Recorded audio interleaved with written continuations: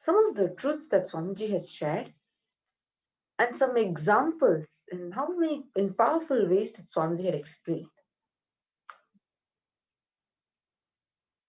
So currently we have viewers from all across the globe. We have viewers from more than 150 places, from more than 24 different time zones, who have all of us have tuned in for this Nithyananda Satsang from more than 500 plus Facebook pages, Twitter, Instagram, YouTube, Kailasa TV, Kailasa's HN TV, Kailasa's NTV, and various other social media platforms. And to all the Kailashans and the Kailashans who have joined us via two-way video conferencing, we welcome all of you for this Nithyananda Satsang, the divine enlightening audience with the avatar of Hinduism, the supreme pontiff of Hinduism, leading and guiding all of us, the 2 billion Hindus, into living a conscious lifestyle and having a super conscious breakthrough. Let's all watch a small video in understanding who is His Divine Holiness.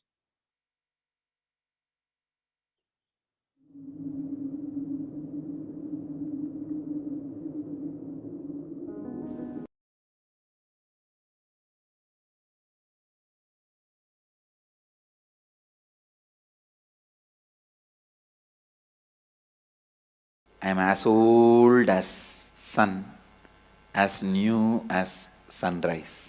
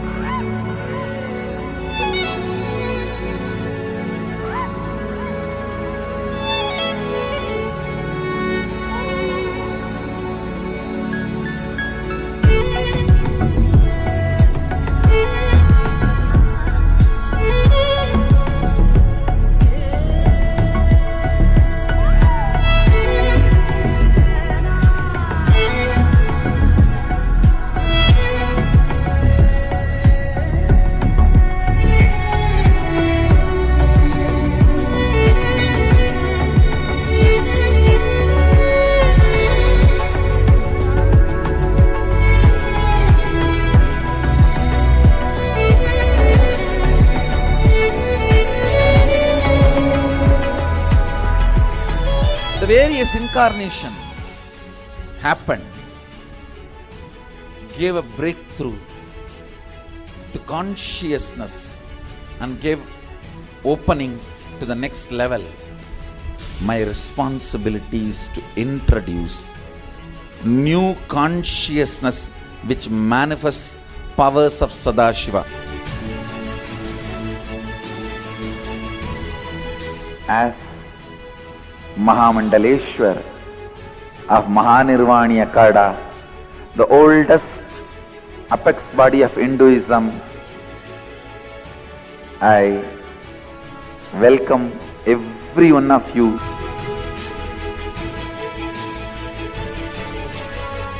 I have experienced Sadashiva in his completion, and he has empowered me to transmit that experience to all of you. It's my commitment to all of you. I'll make you experience and manifest Sadashivatva, powers and state and space of Sadashiva. When you manifest powers, naturally the state of Sadashiva and space of Sadashiva starts manifesting in you. More power manifestation, more integrity, more unclutching, more nirvikalpa samadhi, more joy, more restful awareness, more responsibilism, more enrich, more bliss.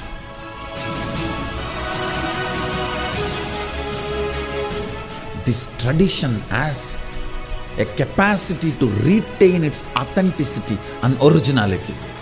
My purpose is to make this statement to the world. Hinduism is real.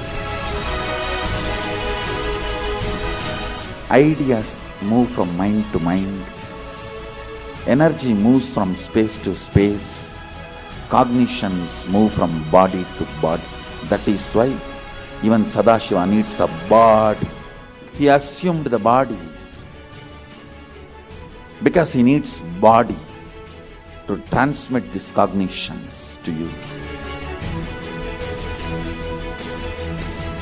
Whatever I am doing is reviving the original science as expressed in Sanatana Hindu Dharma, Vedas and Agamas of the Hindu tradition.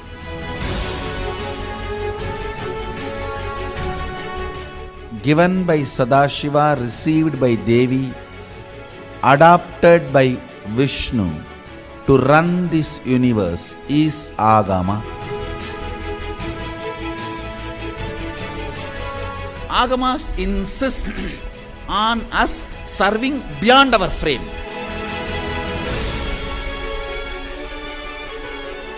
Whatever experience, anubhuti I had by my Guru's grace, Atma Pramana, I do acid wash with Shastra Pramana, Apta Pramana, the ancient masters' experiences. Whatever finally stand, I share it with the world as Sakshi Pramana. I welcome everyone for the grand feast of Sanatana Hindu Dharma. Let us go on contributing.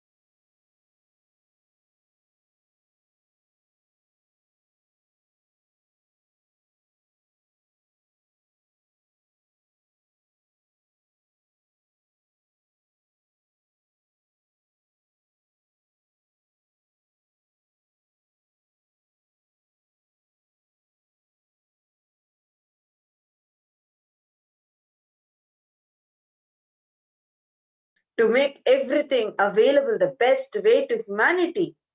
He doesn't sacrifice his vision of reviving Sanatana Dharma back to all its glory.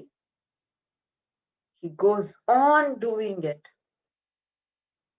His hard work with absolute tyaga and integrity. Let's watch a short video which shows us about the hard work of His Divine Holiness.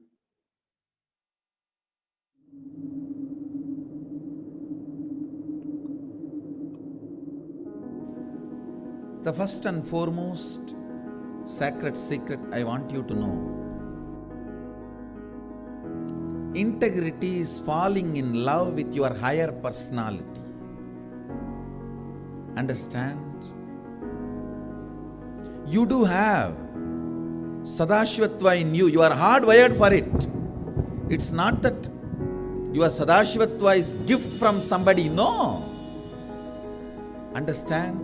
Just like how when you fall asleep, you put an alarm and tell the alarm, hey, wake me up tomorrow morning. Same way, that's exactly the way I sent my gurus. I sent my gurus to the planet Earth ahead of me and said, hey, I am coming. Wake me up when I assume the human body. My alarm clocks were my gurus. Hey, wake me up. Understand? They just reminded me to fall in love with my higher personality, Sadashiva.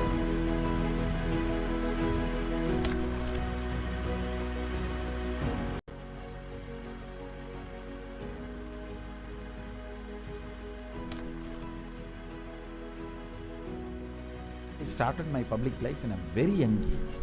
Immediately after 12, after I realized my enlightenment, I took my first Padayatra as per my Guru's instruction. That Padayatra is my first enriching Padayatra.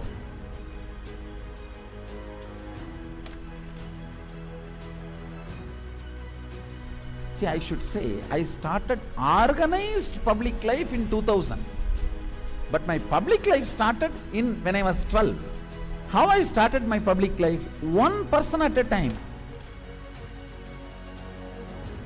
I'll walk from village to village, sit, spend some time. And small boy, naturally people will be curious, all alone. They will come and try to talk to me. Then I'll start talking to them and start enriching. Whatever little way I know.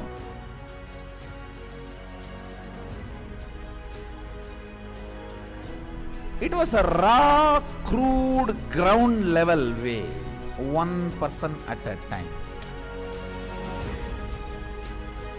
So I decided I am going to start my own way. One person at a time.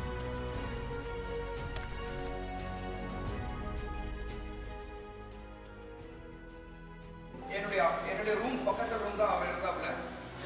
ஒரு சின்ன இரும்பு பெட்டி ஒன்று இருக்கும். அந்த இரும்பு பெட்டியில தினந்தோறும் காலையில் 5 மணிக்கு எழுந்துக்குள்ள ஒரே நபர் எங்க ஹாஸ்டல்லே முதல் நபர் அவராக தான் இருப்பாரு. குளிச்சுட்டு வந்துட்டு தினந்தோறும் பூஜை செய்வாப்புல. பூஜை செய்து விட்டுட்டு யாரெல்லாம் அவர்கிட்ட போயிட்டு ஆசீர்வாதம் கேட்கிறாரோ அவர் திண்ணூர் வச்சு இன்றைய நாள் நன்றாக இருக்கும் அப்படின்னு சொல்லி எல்லாருக்கும் ஆசீர்வாதம் பண்ணுவாப்புல. அவர் சிரிச்சுட்டே தான் இருக்கிறாரு. ஆனா அந்த சிரிப்பினுடைய அர்த்தம் எனக்கு இப்பதான் கரெக்டா புரியுது. ஏன்னா அது ஒரு தெய்வீக சிரிப்புன்னு சொல்லுவாங்க இல்லையா, அந்த தெய்வீக சிரிப்பை என்னால இப்பவும் நல்லா உணர முடியும்.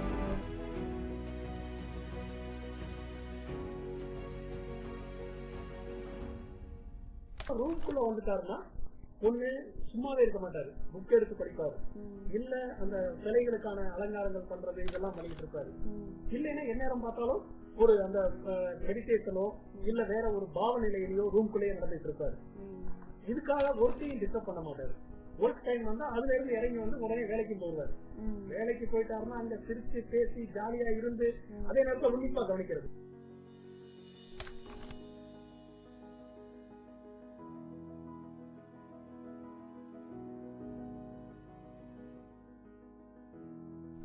Parivrajaka Yatra happens only when you move out of joy. I tell you, I was moving like a banyan leaf in the breeze. When a leaf falls from the tree, in the breeze how it moves. That's the way I moved in my life. That is why my Parivrajaka, even to remember, is a joy for me.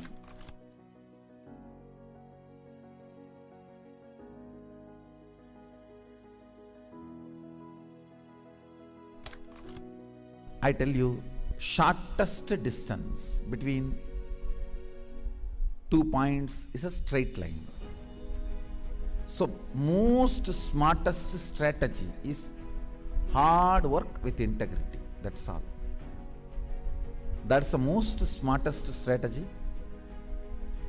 I decided, let me sit and start doing, start empowering, start enriching. It's actually, that is the way I remember me even now. When I close my eyes, I don't remember me sitting in a golden throne. When I close my eyes, I only remember the boy, village boy with a stick on his shoulder, a kamandalu. Before Hindus could recognize, I have created a very powerful enlightenment ecosystem. Everywhere, spiritual awakening is happening, enlightenment is happening. People are manifesting enlightenment, manifesting powers, everything. Kailasa is reviving the enlightenment ecosystem. The Kailasa will be the place where almost million power manifestors are living and running. At least 10 million temples and monasteries, which are spiritual embassies of Paramashiva, and reviving this enlightenment, power manifesting civilization. Kailas is a place where everything related to super consciousness is revived. All the sampradaya, all the spiritual ecosystems.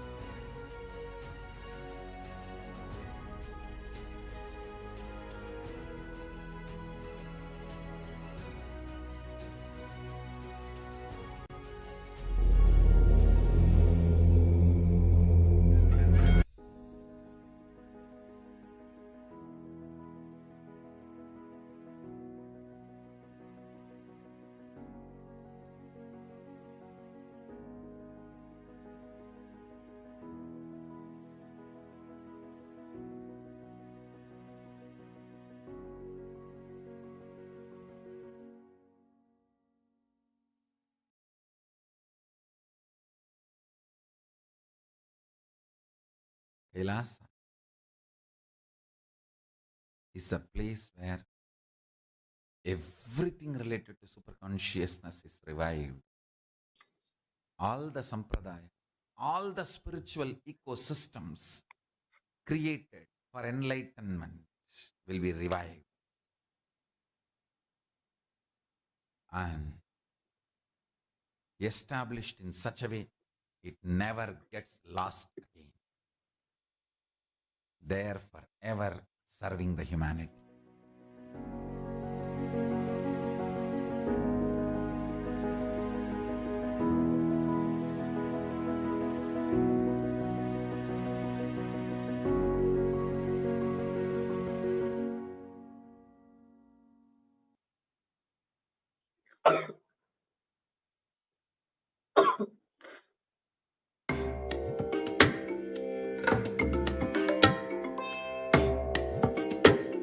What all of this was?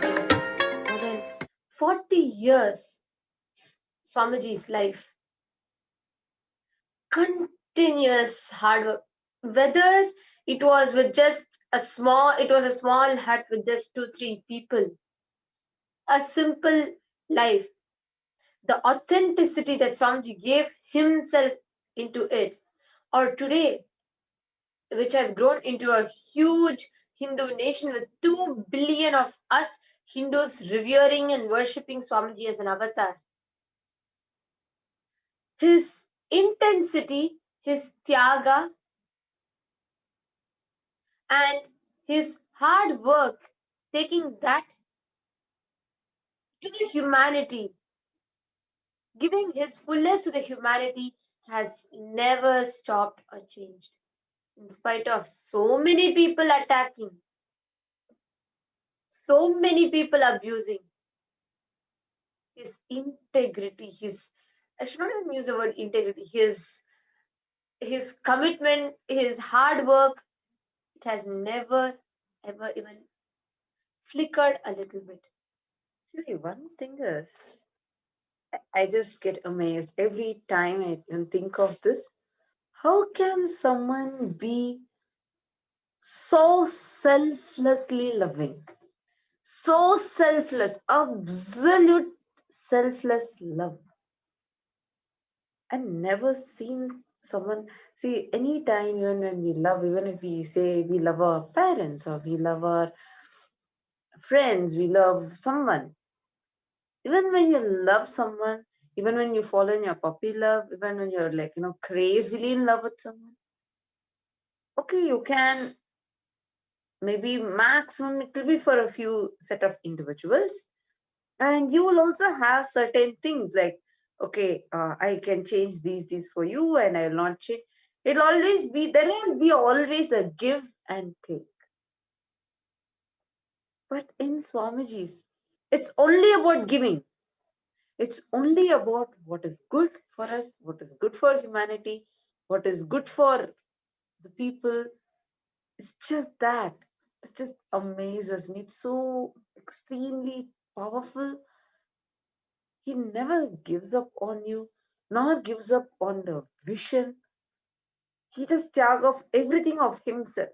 There's absolutely any project or any initiative that Swamiji has taken, there's absolutely not even a pinch where you can see, okay, it is something that he will benefit out of it.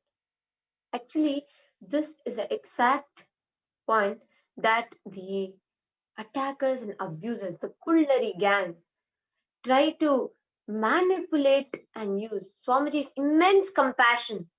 Actually, exactly the term that Swamiji used today morning, beautifully, very powerfully, actually, he coined it. Pious fraud. How the skulnaries, the traitors, the drohis are worse than even the virodhis. Virodhis are people who are against. At least they're clear that they're against. But drohis, they sit in your place, suck everything, and they just stab you behind your back. Those drohis, traitors, are always. Actually, I remember this week. So when Swamiji was telling today morning, I was literally able to see it clearly, the whole scene. Kulnari is always like that. He will be like that pious fraud, number one cheater, number one fraud, never doing any spiritual routine, never being a part of what Swamiji is telling. Not just not doing spiritual routine, acting so. If you just look at it, the image that he will try to project, oh no, no, no, no, you should not do this. I will do this, Swamiji. I will do this. I will do that. And oh, I will do it, Swamiji. I am surrendering everything to you. All of that. Such a cunning behavior, manipulation. Just that Kullari. Actually, in fact, when today morning Swamiji was saying about how these traitors behave, I was clearly able to see how this Kullari Janardhan, exactly that. That's exactly how he used to behave. coming and behaving, trying to be so pious. He is a mastermind in the Dravish gang that tried destroying Hinduism. Actually, we have to um, analyze this word, pious fraud, in a more detailed way, in more deeper way, because this was Swamiji's message, even for all of us to intensely prepare for Navaratri. And Swamiji told he's going to be expanding more on this, where because this pious fraud is sitting even inside each of us. It's like it wants us to treat it very cute, and it's like very victim, always playing the victim card. But cunning, strategic, and cunning, and never being a part of what you want to be, how integrated you want to be to your life, to your life's vision. I was actually contemplating on this, and I stumbled upon a satsang where Swamiji says how your intense prayer can melt the fat in your liver. I was just going through some satsangs and suddenly stumbled upon this. It just randomly opened up, and I was thinking, why is Swamiji showing me this? And I just scrolled and read. Powerfully, this was, I think, Jan 2nd, 2020. So, like months ago, Swamiji has revealed about this. Many times, whenever we feel low, see, there is like this a systematic depression that comes. Okay, by every morning to wake up, I'll struggle. Or every morning, I'll go cranky. Every evening, I'll go cranky. You have certain times where you're low, you're depressed, or you're not able to handle yourself. Swamiji says the powerful antidote for it is prayer, intense prayer. So I was trying to connect, okay, so what is Swamiji telling there? And what was this pious fraud? This word, this term, pious fraud. It was very, powerfully hitting. And if I just look even in my life, like where all am I having this? And when I connected these two, it was like such a beautiful revelation. Anytime, even when you go into your low mood or your depression, you always see that this pious fraud comes up and surfaces in you, making you believe nothing is possible. You're not able to do anything. See, you're like this, you're like that, you're trying your best, but you're not able to achieve it. Trying to destroy you in a very cunning, sweet way. So, prayer, I was thinking, so what is prayer? Prayer when you're not able to handle yourself. So, at that time, just surrendering to your Ishta Devata. Some this is just pick up a Sahasranama, read it, and cognize. When you're reading, not just blindly reading, but cognize each term and powerfully just cherish that Leela Dhyana happening in you. That's when I realized any time when such pious fraud even comes, that part comes, moment you identify it, or even if you're struggling with it, just remembering your guru, like just remembering Swamiji, like the way he said today morning,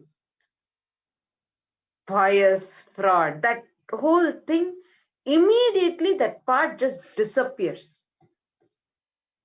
But this pious fraud, this type of people have attacked Sanatana Hindu Dharma, destroyed it. Because just in front, they'll be like, oh, so sweet. And like, oh, Swamiji, Swamiji, I listen to you, Swamiji. You are my everything, Swamiji. But behind, waiting to stab. Such culnaries, they have to be weeded out of this planet. such culinaries have to be destroyed. Only then Sanatana Hindu Dharma can be protected. Otherwise, they're going on spreading. You may wonder, as a devotee, what can I do? Yes, I know, I understand all this, but what can I do? It is each of our responsibility to be ferocious with them, to be ferociously handling them, and to ferociously weed them out of this planet. The hard work. And I think just yesterday we had watched this video where Swamiji explains the story of how Kailasa was formed, from a small hut to how Kailasa happened. I think we all should watch that again, understanding from this context of how it is always the pious fraud, means people will be there acting, but behind they want to stab you.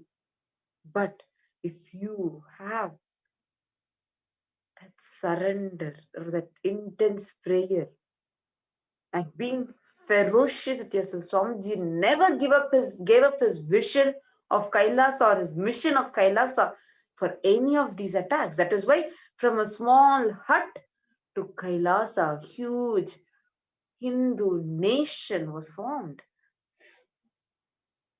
Let's watch that video now. Many media houses are trying to make fun of me, saying that, oh, he was a small beggar astrologer sitting in one small hut in Tiruvannamalai. Actually, it is not making fun or defaming me. That is the truth. Understand? In 1999, I was a small healer, small boy, sitting in one small half an acre, not even own land. My guru has done the beam memo. Beam memo means that government land you pay some small tax as a enjoyment tax, that you don't own that land. You pay enjoyment tax and you live there. Like that half an acre land in Tiruvannamalai, the place is called Pavalakkundru. My guru, old lady, and with Isaki Swamigal's support and few people, collected few thousand rupees and built a small stone building without even, there is no toilet in that building. For toilet, I have to come down every time. And I also have a high respect for the hill, so I will not do 1, 2, 3 anything in that hill. I will have to come down every time. That's a small building my gurus gave me. And I started my life that way only. It's not that it is secret. It's all open. It's all history.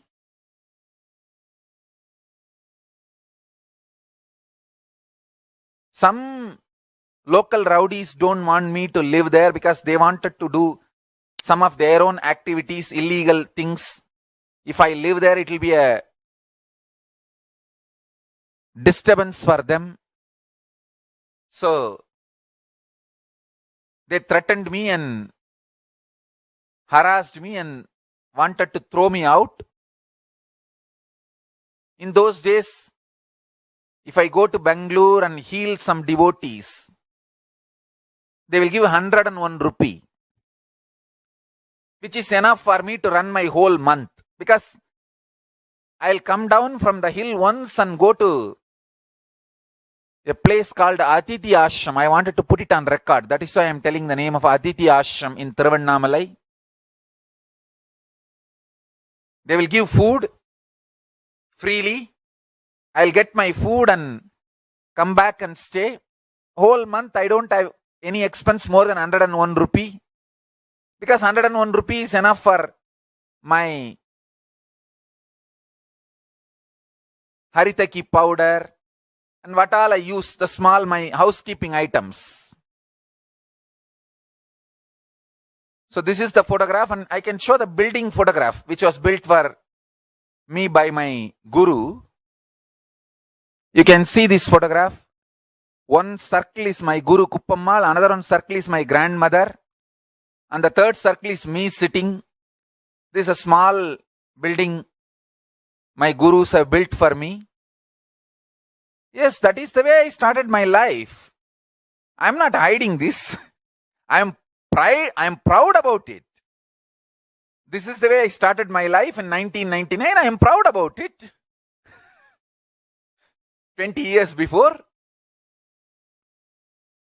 And I have nothing to hide. What is there?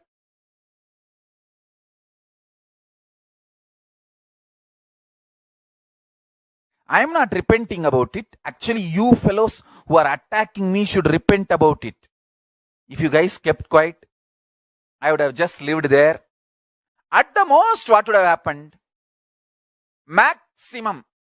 Like Seshadri Swami Ashram, Ramana Ashram, Gautama Ashram, Yogi Ram Suratmar Ashram, Atidhi Ashram, like that many ashrams in Tiruvannamalai.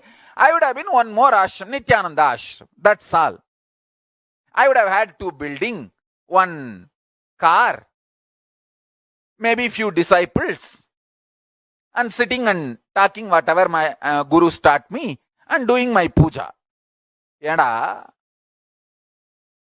கோயில்ல 2 உண்டை தயிர் சோறை வாங்கி தின்னுப்ட்டு சிவனேன்னு ஒரு மூலையில படுத்திருந்து மிஞ்சி போனா ஒரு 4-5 சிஷ்யனுங்க இருந்திருப்பானுங்க, ஒரு கார் இருந்திருக்கும். நான் பாட்டுக்கு வாய்க்கு வந்ததை எதையோ ராமா கிருஷ்ணா கோவிந்தான்னு 4 பேருக்கு நல்லதை சொல்லிவிட்டு அப்படியே இருந்திருப்பேன்லடா. என்னைய போய் அடி அடி அடின்னு அடிச்சா நான் என்னதான் பண்ணுவேன்? சரி, எங்கேயோ ஒரு இடத்துல வாழ்ந்து தானே ஆகணும், செத்தா போக முடியும். இந்த மதத்துல தற்கொலைக்கும் சாகிறதுக்கும் பர்மிஷனும் கிடையாது. அப்ப நான் என்ன பண்ண வேண்டியதா போச்சு? எங்க தாண்டா போறதுன்னு பார்த்தேன். பெங்களூர்ல ஒரு 4 நல்லவங்க நகரத்தார்கள், நாட்டுக்கோட்டை நகரத்து செட்டியார்கள், திருச்சி சுவாமியோட அன்பர்கள். அவங்க சாமி நீங்க பெங்களூர்ல ஒருத்தரை ஹீல் பண்ணீங்கன்னா 101 ரூபா கொடுக்குறோன்னு சொன்னாங்க. சரி, 101 ரூபா கொடுக்குறாங்களேன்னு பெங்களூர்ல ஹீல் பண்ண போனேன். அவருக்கு நல்லபடியா ஹீல் ஆயிருச்சு. அவங்க என்ன பண்ணாங்க, சாமி வாரம் ஒரு தடவை வந்தீங்கன்னா 101 ரூபா கொடுக்குறோன்னு சொன்னாங்க. சரி, அதுக்கு என்ன, நல்லா தான் போயிட்டு வரலாமேன்னு போயிட்டு வர ஆரம்பிச்சேன். வாரம் அங்க போவேன். 2 நாள் சனி ஞாயிறு இருப்பேன். சோறு போடுவார்கள், 101 ரூபா கொடுத்து அனுப்புவார்கள், திரும்பி வந்துருவேன். அப்படியே நிம்மதியா இருந்திருப்பேன்.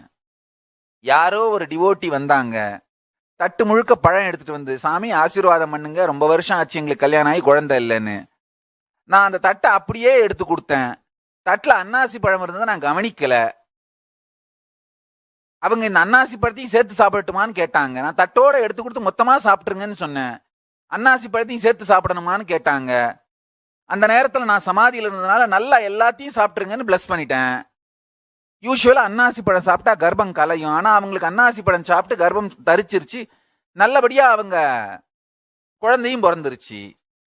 இத யாரோ இவங்க இன்னொருத்தருக்கு சொல்ல, வலம்புரிஜான்னு ஒருத்தன்,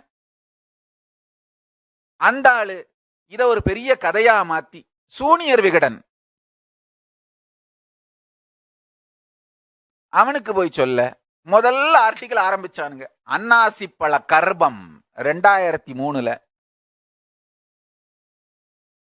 அன்னாசி பழம் கொடுத்து ஒருத்தருக்கு கர்ப்பம் தரித்து குழந்தை பிறந்தால் அதுல ஏதாவது தவறு இருக்கிறதா? எனக்கு ஒண்ணுமே புரியல. இதுல தப்பு ஒண்ணு இருக்கிற மாதிரியே தெரியலையேப்பா. ஆனா அதை ஒரு பெரிய ஆர்டிக்கிள் ஆக்கி அவங்க பண்ண கூத்து அவதூறு பண்றதுக்கு. ஆனா என்ன ஆச்சுன்னா, திடீர்னு மறுநாள்ல இருந்து 300 பேர் லைனா அன்னாசி பழத்தோட நிக்க ஆரம்பிச்சுட்டாங்க.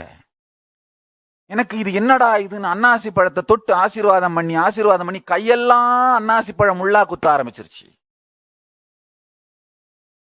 ஒரு நாளைக்கு 300 அன்னாசி பழத்தை தொட்டு ஆசீர்வாதம் பண்ண வேண்டியதா போச்சு.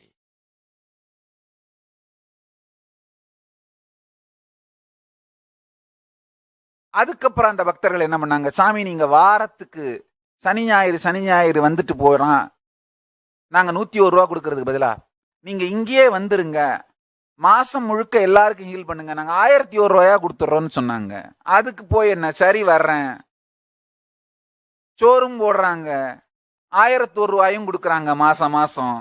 அதுக்கு மேல நமக்கு என்ன வேணும்னு செட்டி வீட்டு 1001 ரூபா கூலிக்கு பொட்டி அடி பையனா நான் பெங்களூர் போனவங்கய்யா.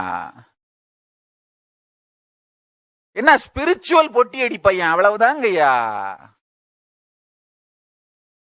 செட்டியார் வீட்டுக்கு பொட்டியடி பையனா இருந்ததை நான் பெருமையாக கருதுகிறேன், பெருமையாக சொல்லுகிறேன்.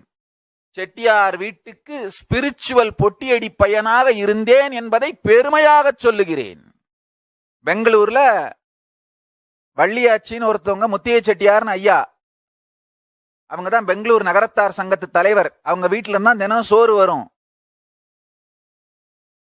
தவறாமல் எனக்கு மட்டுமல்ல, கூட இருந்து வந்து தங்க ஆரம்பிச்ச இளைஞர்கள், சன்னியாசிகள், வந்துட்டு போறவங்க எல்லாருக்கும் சாப்பாடு வரும். அப்படித்தான் வாழ்க்கை ஆரம்பிச்சது. யார் இல்லைன்னு சொன்னது? திருவண்ணாமலையில் இருக்கும்போது அடிக்காம விட்டுருந்தா அங்க இருக்கிற 100 ஆசிரமத்தோட இன்னொன்னா சேர்ந்து அங்கேயே இருந்து போயிருப்பேன். சரி, அடிச்சிங்க, பெங்களூர்ல போய் செட்டில் ஆயிட்டேன்.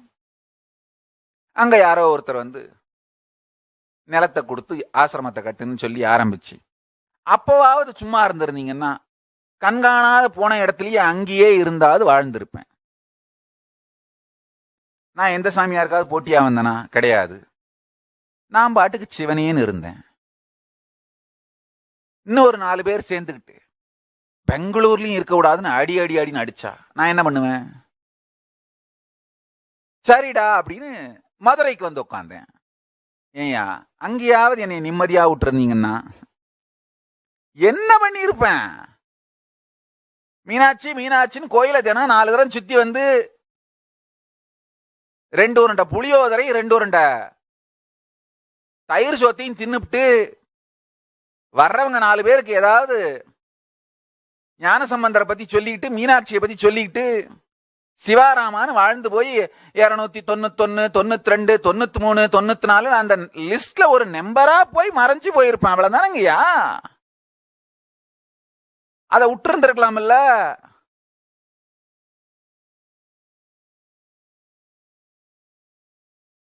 அந்த 100 அடிக்கு 200 அடி கட்டடத்துக்குள்ள எங்கேயோ ஒரு மூலையில முடங்கிக்கிட்டு யாரோ வர்றவங்க 4 பேருக்கு நல்ல வார்த்தையை சொல்லிக்கிட்டு மீனாட்சி மீனாட்சின்னு வாழ்ந்து போயிருப்ப இல்லையா? என்ன ஆயிருக்கும் மிஞ்சி போனா? 91, 92, 93, 94 அந்த நம்பர்ல இன்னொரு நம்பரா மறைஞ்சு போயிருப்பேன். அவ்வளவுதான். அங்கேயும் இருக்க விடாம அடி அடி அடின்னு ரவுண்டு கட்டி அடிச்சா நான் என்னத்தான் பண்றதுங்கய்யா?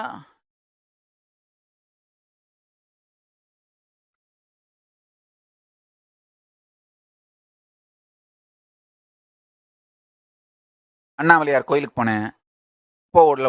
உள்ள விடல. நான் என்ன பண்றது? உடனே போய் நமக்கு தெரிஞ்சதெல்லாம் ஒண்ணுதான், மீனாட்சி மீனாட்சி அப்படின்னு. அம்மா உடனே என்னாச்சு என்னாச்சு தம்பி அப்படின்னு கேட்டாங்க. கோயிலுக்குள்ள விட மாட்டேன்றாங்க தாயேன்னு சொன்னேன். அதுக்கு என்ன, விடாத, கவலைப்படாத கண்ணு, ஒரு கோயில் கட்டி கொடுத்துட்றேன்னு சொன்னாங்க.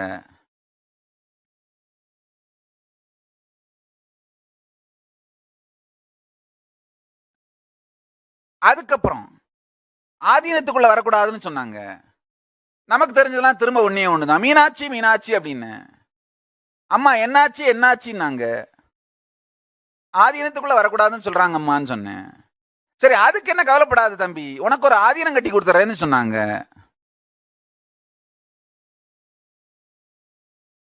அதுக்கப்புறம்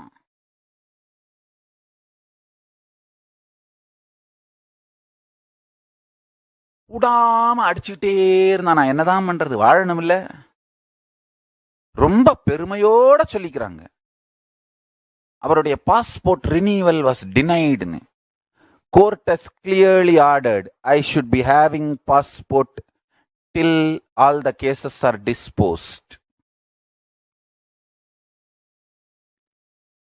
Not following the court order and proudly talking about it. That was a rude shock for me. I woke up to the reality. Court orders are not respected. I went twice and presented the court order to the passport officers in Bangalore. They neither renewed my passport nor gave any proper legal response, even after me giving the court orders. I realized court orders are not respected.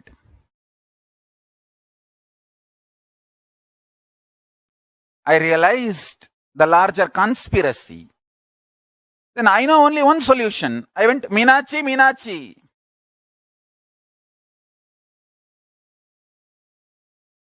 அம்மா கேட்டாங்க, என்னாச்சு தாயே? முதல்ல கோயிலுக்குள்ள விட மாட்டேன்னு சொன்னாங்க.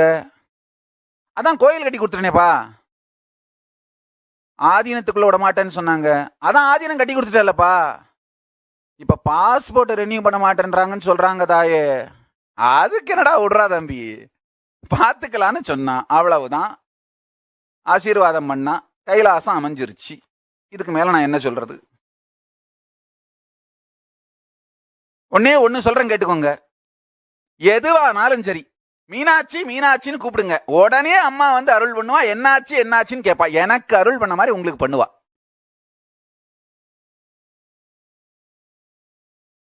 இத உங்களுக்கு சொல்றதுக்கு எனக்கு அவ அத்தாரிட்டி கொடுத்துருக்கா. அவ எனக்கு பண்ணதுனால இத உங்களுக்கு சொல்றதுக்கான ரைட்ஸ் எனக்கு வந்துருது.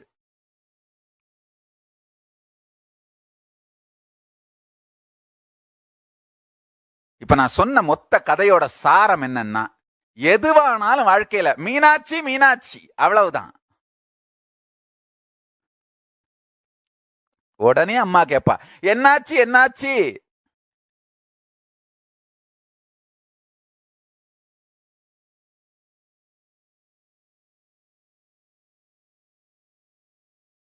Paramashiva is protecting me and the Sangha. Mahakala Bhairava is protecting me and the Sangha.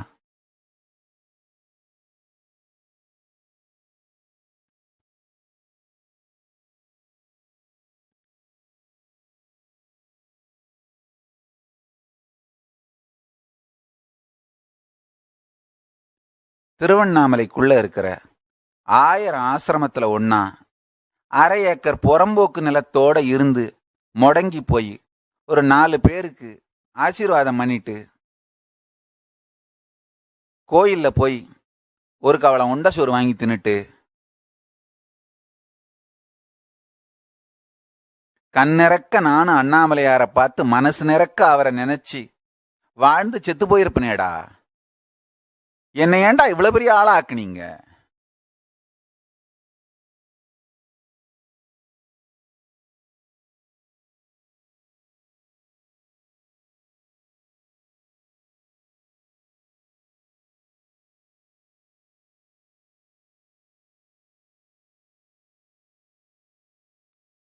சரி, இது ஏன் கரகமா உங்க கரகமா யாருக்கு தெரியும்?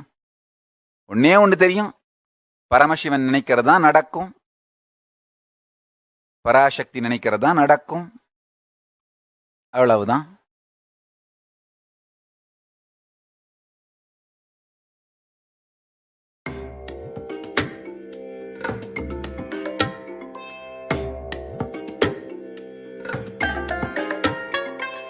I bless you all. Let you all open all your 3 eyes and manifest the powers of Mahasadashiva.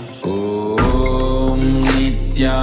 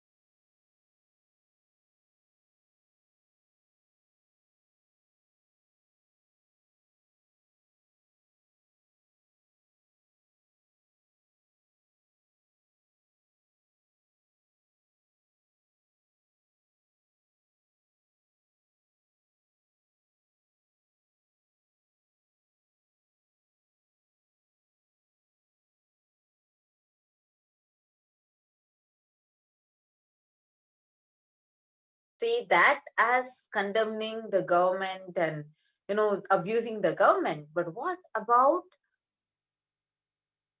directly they are disobeying the court's order and trying to destroy, just torturing a person? How can everyone just keep quiet? And on top of all these, and they are officials who are doing this, they are the officials. So when we are just seeing, when somebody is narrating this, oh my God, even in that, he doesn't want us to miss the spiritual message. He ends it so beautifully, telling that the essence of the entire thing is anything, whenever you're feeling low, whenever you're not able to do something, always go to God. I'm like, what? Oh my God, how can someone talk, with so much of selflessness?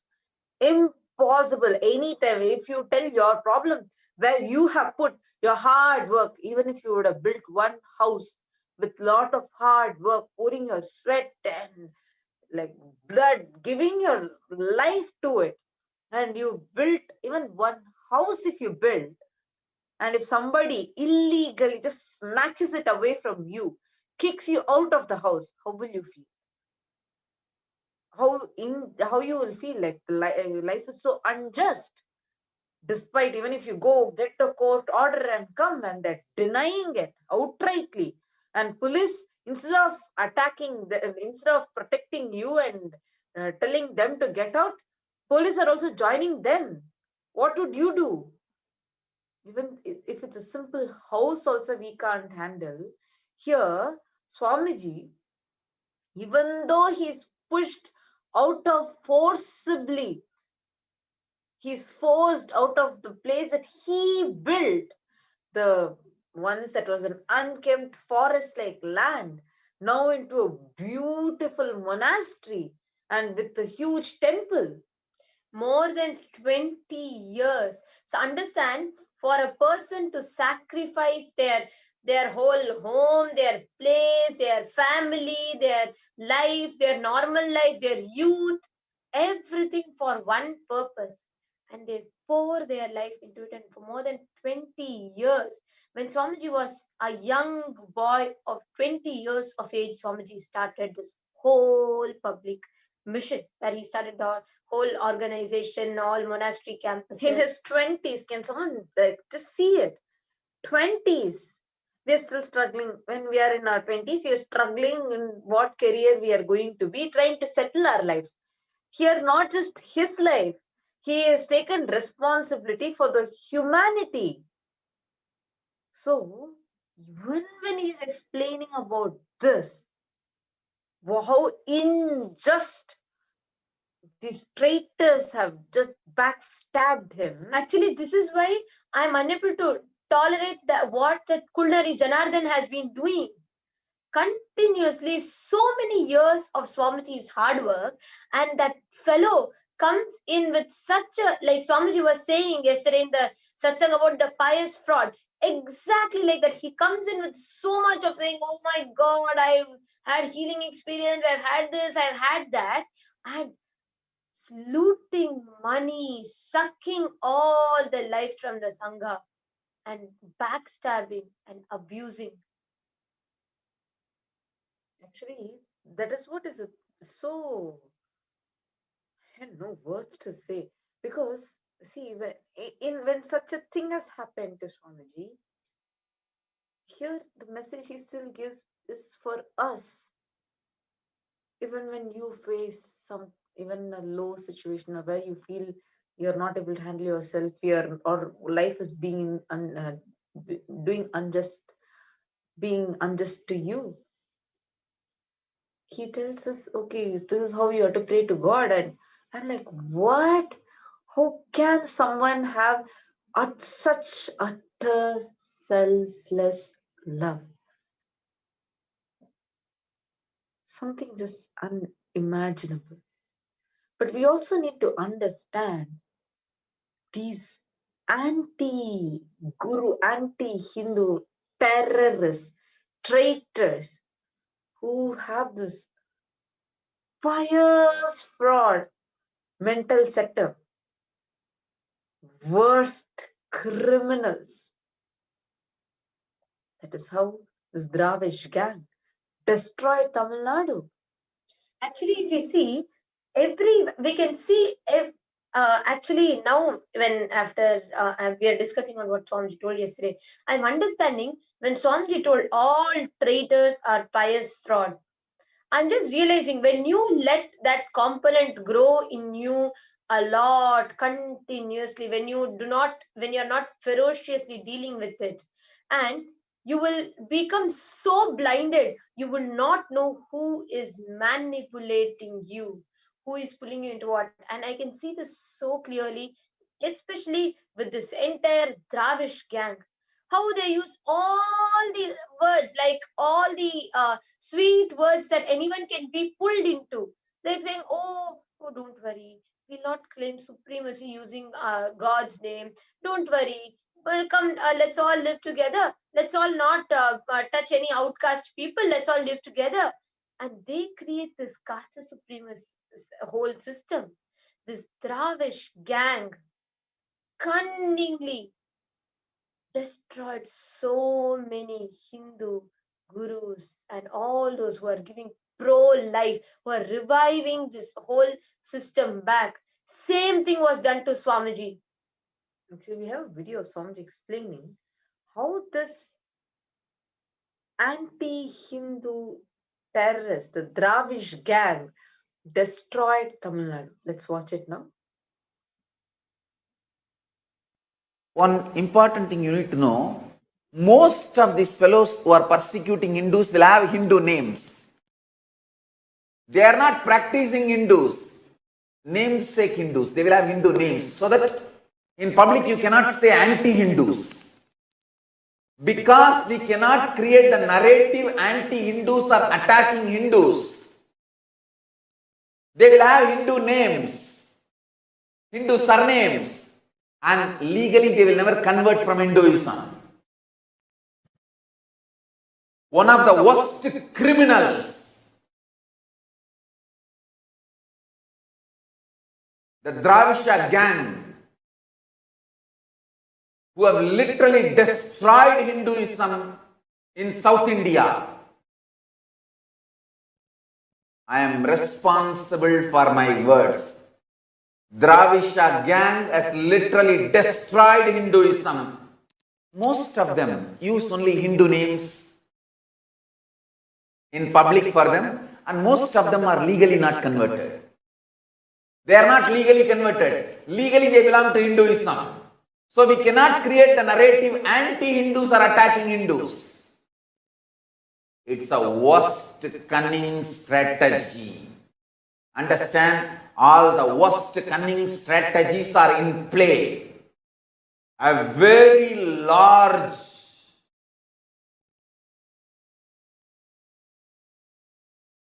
gang. Understand, I am telling you, whether Tribhuvanam Ramalingam or the auditor Ramesh or Kalpavrikshagiri Maharaj, all these lynching and murders, decisions are taken only by the small group of people. Understand that. Execution is done in different parts of the country, different states. Decision is taken only by small group of people. It's not that I don't know the names or I don't know the group.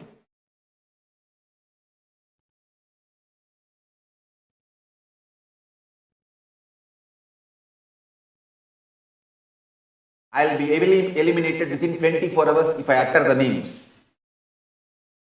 Of course, one good thing, one biggest relief I feel is, one, ultimately Kalavairava is protecting me, Paramashiva is protecting me.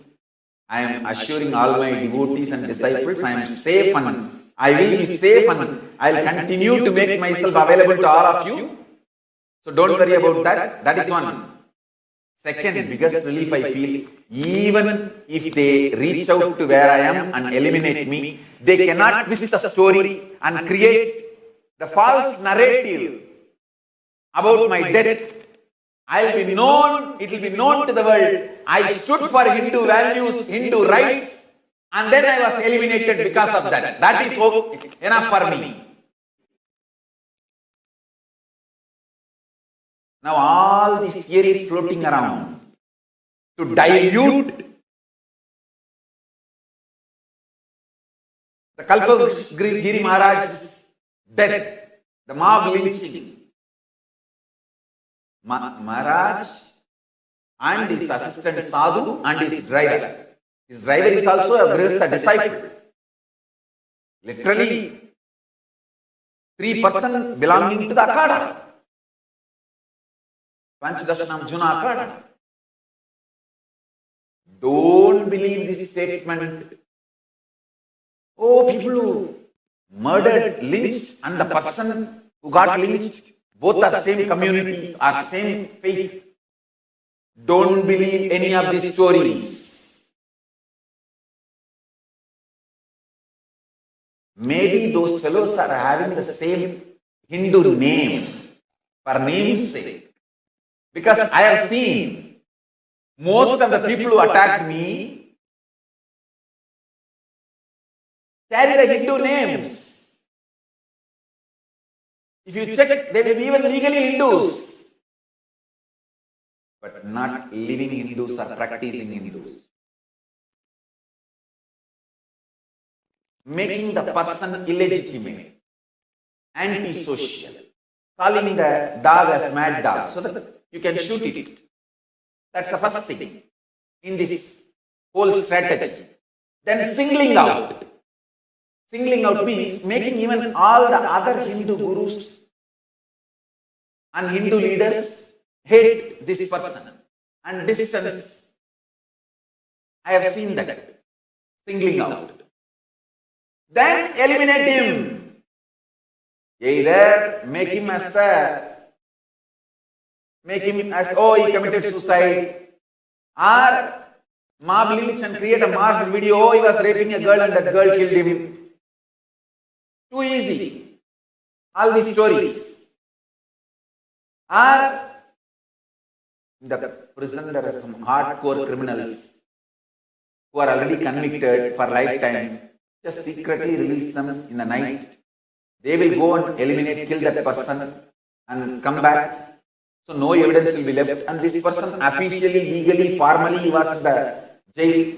So nobody can be, in investigation, nothing will be found.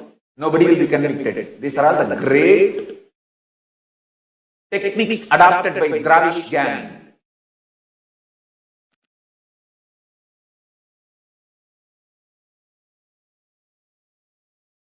It's a continuous happening.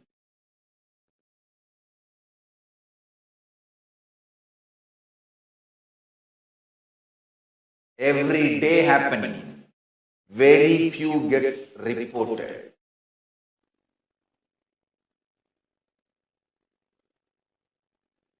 Study the whole incident. Using minors is one of the well-known technique used by, one important who. Because when the minors are, even if they are found guilty, convicted, they will only be taken to the reformation school and they will not be put in jail. That also will be only for a few years. They will come out. When they come out, they will be hardcore criminals. Can be used for regular crimes or train the next generation kids to do these kind of crimes.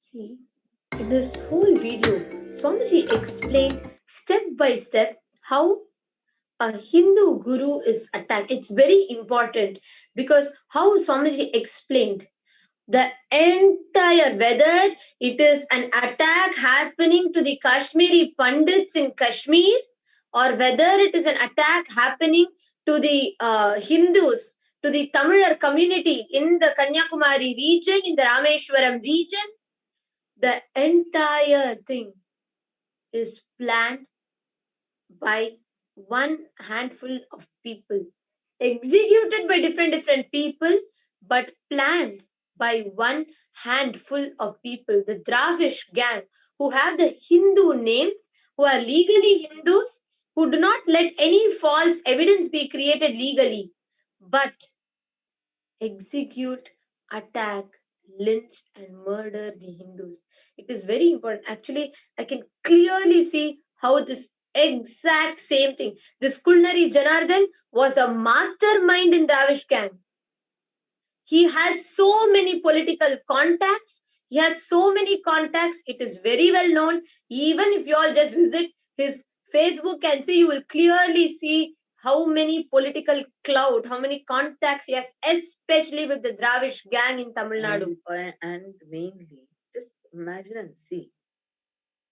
A man, as he claims, a middle class family man who has lost two of his daughters and who come every day live and talks and tells that we are not kidnapped, who has lost two of his daughters who are kidnapped, and he's trying to get justice, it seems. So that one complaint can become a national, international news. God, it can make him, it can go to such extent where he's able to give blue corner notice. Not just that, he constantly knows he can talk to which media, threaten where, and get what news he wants to publish. He can make them publish, having entire the whole media, what is coming out in his hands. So the whole thing he is able to do, how? Without political support. No, that is why, even without a complaint being filed, an all women's university, which was in Gujarat, was raided. Middle of the night, raided by policemen and media mafia, the prostitutes and goons, thugs who jumped over, who went into the rooms of so many female monks and who abused many of them. And a political party. My God. And all of these, the Skulnari is coming and playing a victim card in front of the media. I'm just boiling. Perfect words, Mamjika. Actually, that pious traitor, not just fraud, traitor, cheater, Drohi, the backstabber, not just playing, he knows what victim card to use. All of that is one side. But look at his whole strategy. Many of us, unfortunately, get carried away a little bit by using just listening to the victim card that he's using. We become blind to the other things. That is the cunning thing. Always using women and children as a factor of, as if projecting that whole thing very powerless and trying to get attention. No. Look, the whole thing is a strategy. The whole thing is a big mass strategy. Whether he coming in the guise of a devotee to create false evidences. Like, please understand, all of this we have seen clearly first and analyzed, and we are bringing this out to all of you. For example, when he was inside, he is from the Dravish gang, he's a big mastermind. He came in the guise of a devotee and acted very pious, all of that, and started all, if you see his contacts with the vendors, he will use the Sangha's name, but he will manipulate it in his own way and create a false image. Now, according to that vendor, someone, he will never, actually, that is very important. He will never go and tell his name and talk to the vendors where he's creating false image. No, he will only tell, oh, I am an administrator from the Sangha. And then he will go and present falsely. So according to that vendor, someone from the Sangha has done this, and he's talking very ill, and all of that will be his image. Once now he will go out and he will use this as a false evidence. Understand this, like this, creating the false evidence. One more side, all the donations that come in to serve the public. For Swamiji has been doing lots of Annadan. When people come to Adinam, they see it. They see it happening in reality. So everyone wants to be a part of it and contribute. This Kuldari Janardhan looted how many people's karmas he has taken by taking all of their money. He is going to suffer for what? See, one thing is the Guru Droha, worst ever karma to acquire. Once you have the karma of doing Guru Droha, you're destroyed. Not just for this birth, for births together. You become a patitha. You lose, understand, to assume the human body itself is a great blessing. You don't get it at your first birth. You go through births together as different creatures, different animals, plants, and only finally you get the human body. Because it's only from human body you have the possibility of enlightenment. And having an incarnation as a guru, a handful in billions and trillions of people only have the blessing. And when that happens, when you have an incarnation as your guru, backstabbing and abusing and trying to kill him, destroyed for lives together. 7 generations up, 7 generations down are destroyed for him once for all. For generations together, this karma will be carried over. He's destroying himself for his lifetimes together and his entire family and whole next generations. All of them are going to suffer very badly. How? I just can't imagine. And worst of all, thinking you can fool. I can't just understand how living right under a person's nose, eating their hard work and food. He did not, this Kulnari Janardhan, the 7 years he was there, he has never done a single work. Going outside and actually, in fact, this Kulnari's wife, both of them used to nicely in the name of saying, just without working, telling, I am not feeling well, this, that, and half the time they used to not contribute. There is not even any, there are so many things we do. We do Annadan to people, we do healing to people. I have never seen them do anything. How can someone live like that? And not in some place and not contributing a little. And taking so much of money, and in spite of all of that, thinking that they are playing with Swamiji, meaning thinking that Swamiji does not know.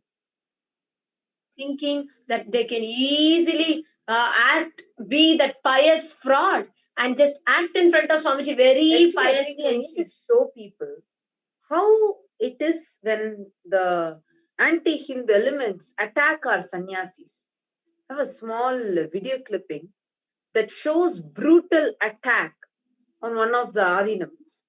I just want all of you to watch so you all understand the degree at which the attack happens. Let's watch that video now.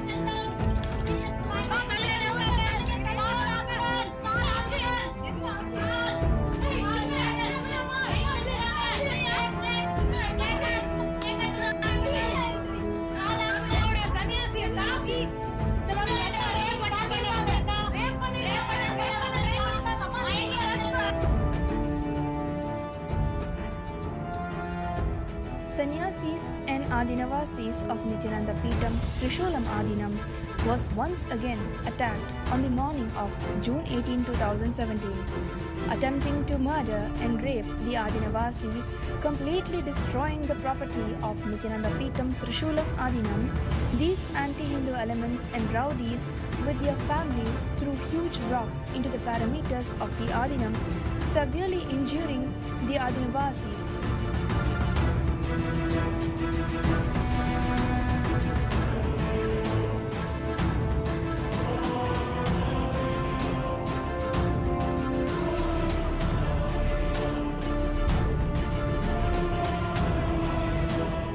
Our property worth lakhs was completely destroyed.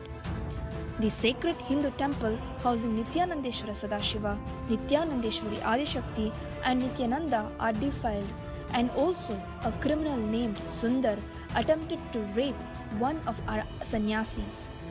With about 50 of such anti-Hindu elements led by Krishnan and family, Sundar and Indrani, who have been illegally occupying the hill, ran riot at the sacred temple and on these Adinavasis who have set their foot into the campus with the sole mission of operating the vision which Paramahamsa Nithyananda had for Trishulam Adinam, which is offering the community with a hospital and a temple.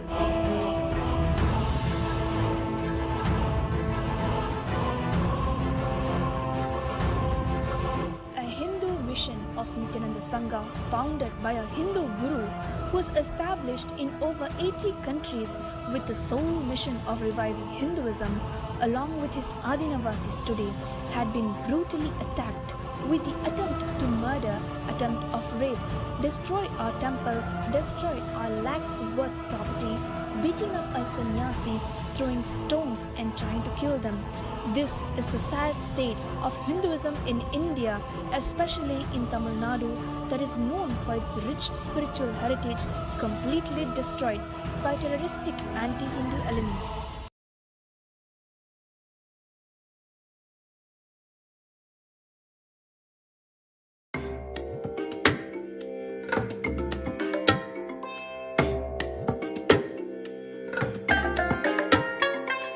I bless you all. Let you all open all your three eyes. So with this, understand this, what we just saw now is just one, not even 1%, 0.0001%, because thousands of attacks have happened like this. And no justice. Worse than this was the attack on the all-women university.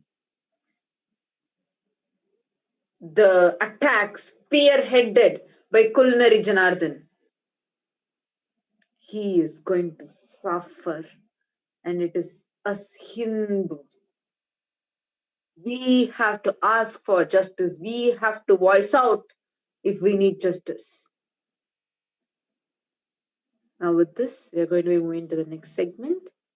Let's prepare ourselves for Nithyananda Satsang, the divine enlightening audience with Avatar. Please sit with your head, neck and spine in a straight line. Close your eyes. Breathe in and breathe out deeply and slowly. And start chanting the Mahavakya. Om Nithyananda Paramashivoham.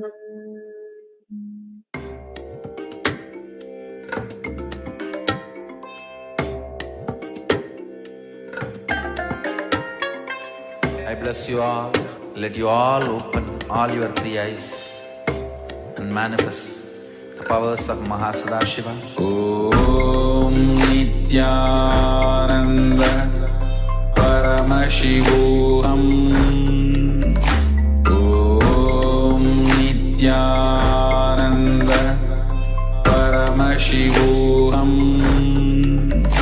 Om Nithyananda Paramashivoham.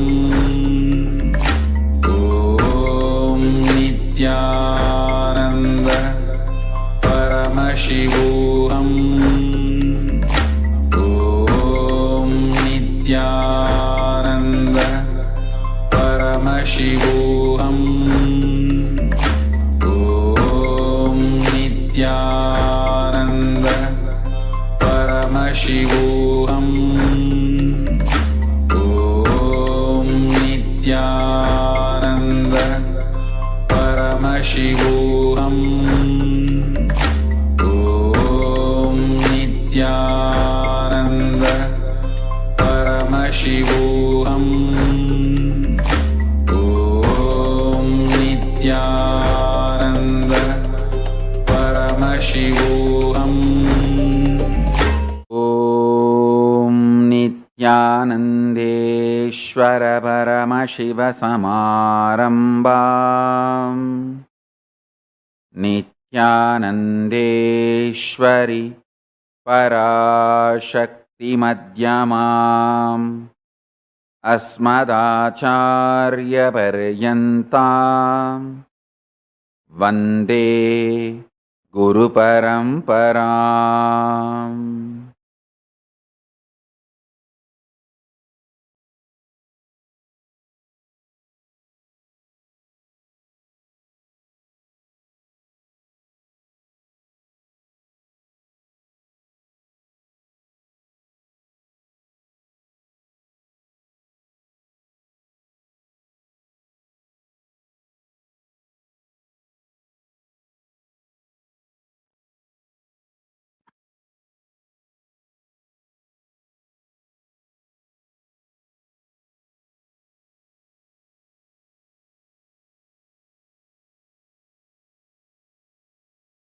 I welcome you all with my love and respect. I welcome all the living and practicing Hindus from all over the world. I welcome all the Sarvanyapita Kartas, Yajamans, manifestors, Sarvaparityagis, Srimahans, Mahans, Kotari, Tanedar, Kailasas, ministers, ambassadors, diplomats, consulate generals and supporters, Paramashiva Ganas. I welcome all of you with my love and respect.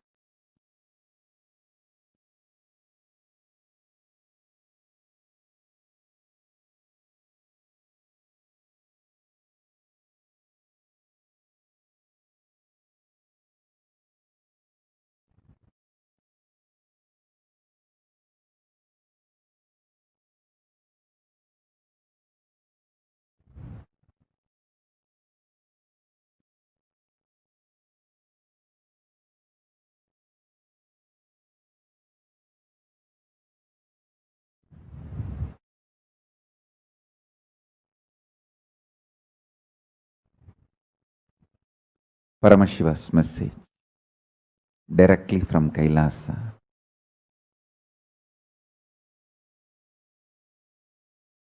Relationship between time and space externally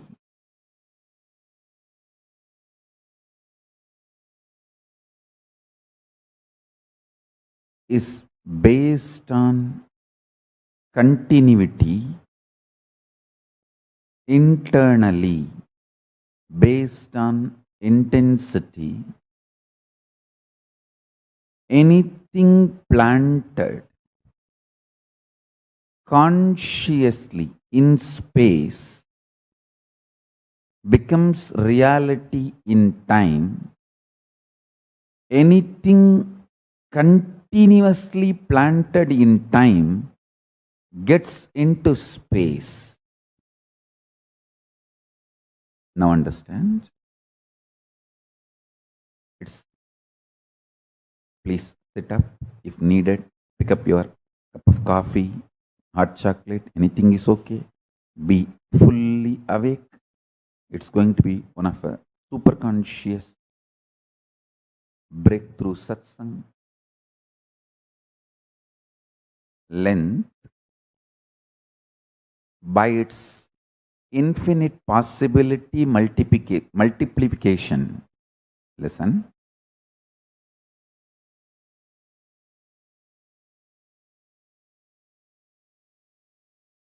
Infinite possibility multiplication. Mark this word. If you work only in one line, you expand in that one possibility. But if you decide no boundary for me, I will expand in all infinite directions, infinite possibility multiplication. Listen. If you say, oh, I am busy in becoming an entrepreneur, so I can't care about health and I will have a big pot belly, dump all the junk food, no time for yoga, gym or anything. I am a great entrepreneur.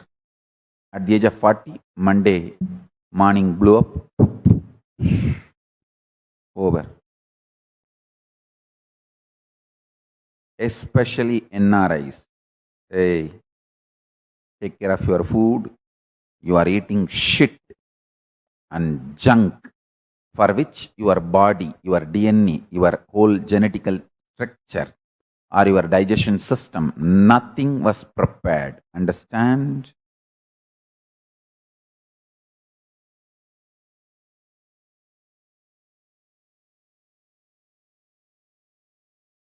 NRIs, mark my words. Less you eat, more you will live long. These words are specifically for NRIs. Indians who are not living in India, especially the NRIs who are living in countries like USA, Europe, Dubai, Canada. Listen, you have too much of junk in your life. Stop eating.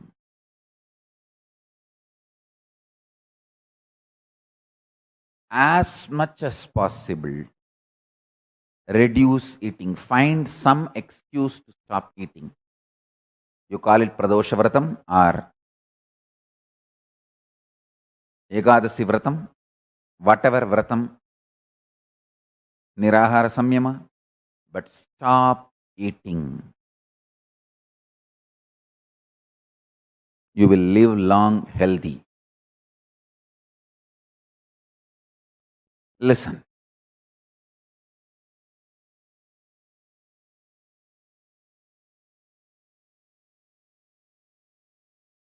If you work only on one line, you are expanding only on that one possibility. If you decide, I will expand in all my possibilities, the multiplication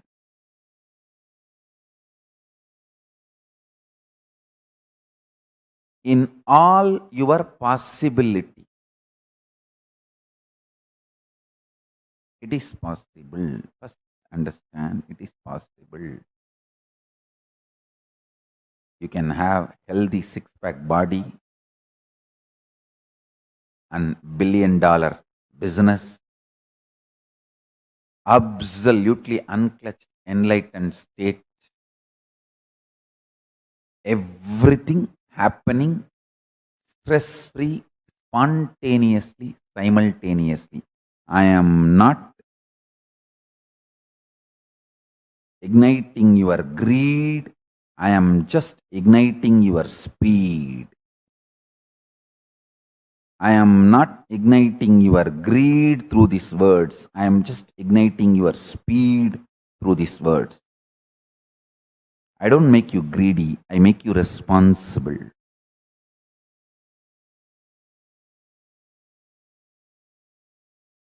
Listen.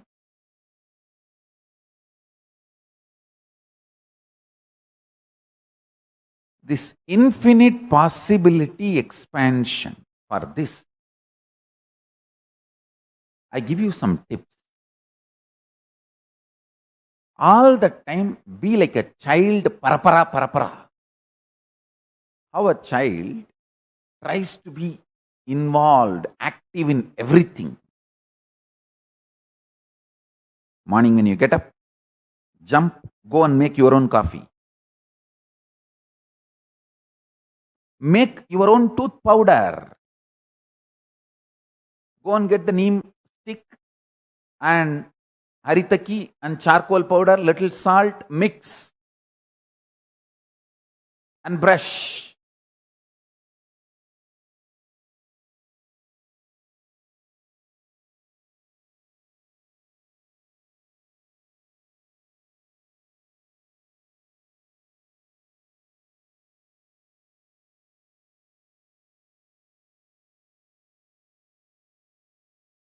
Learn to pluck your own flowers and do puja.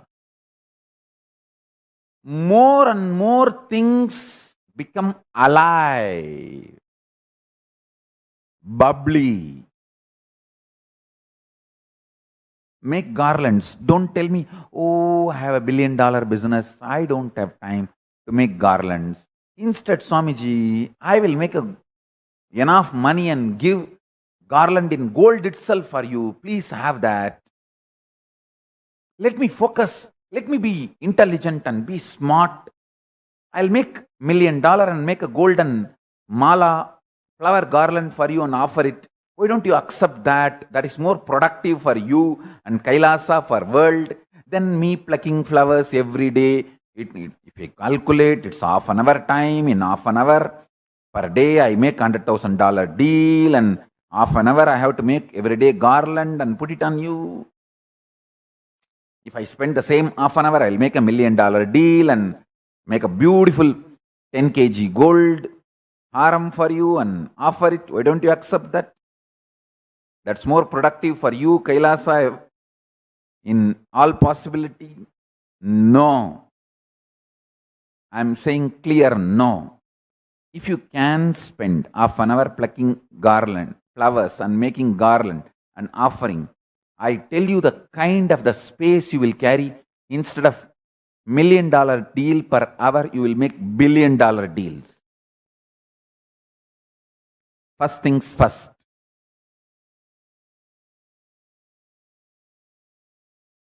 You may be capable of billion and making million because you are not making the garland with your own hands. More and more hands on. I tell you, only first 1 month it will feel very difficult. Now you have enough time for the first 1 month trial and error.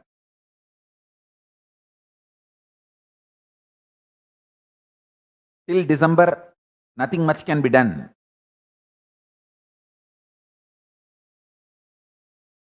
You'll be surprised.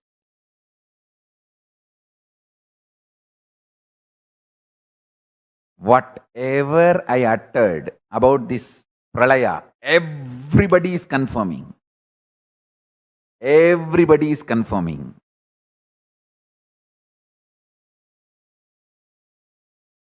Whether World Health Organization or UN, everybody.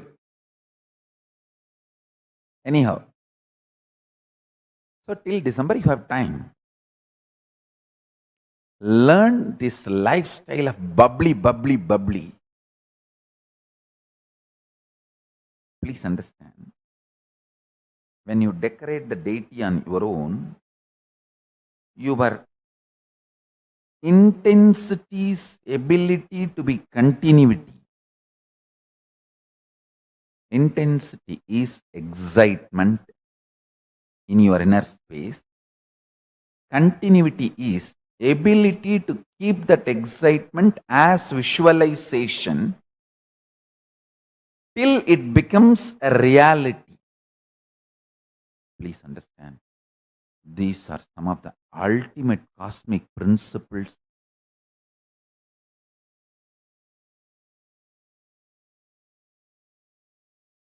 I am sharing with you all from all the Hindu Tattva Darshanas. So listen carefully.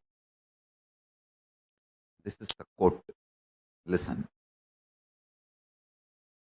Intensity is revelation or excitement experienced in your inner space. Continuity is ability to retain that excitement, revelation, intensity through visualization till it becomes reality in the physical manifestation is continuity. Understand? Doing puja, making garland for deity, doing decoration, all this creates an amazing fertile ground in your inner space. I tell you, I have done it in my life multiple births. Life is not between one birth and one death. It's multiple births and deaths. I have done this in my multiple births and deaths. That's why I'm telling you.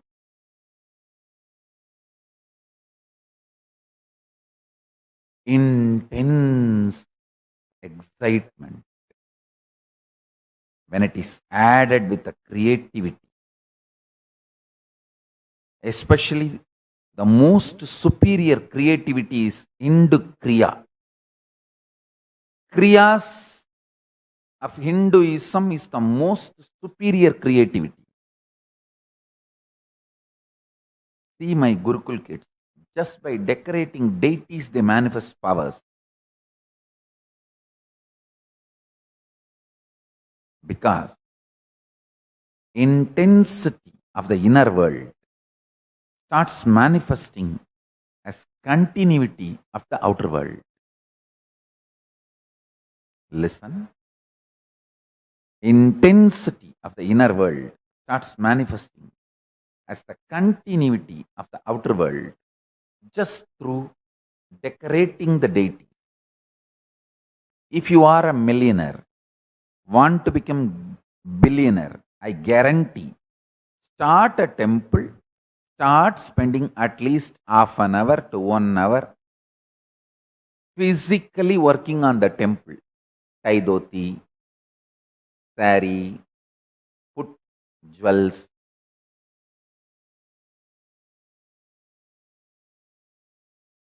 Enjoy the creativity. Please understand, one of the greatest poverty the modern day man is facing is inability to retain a visualization continuously even for few minutes. Extreme mental breakdown. Don't try to tell me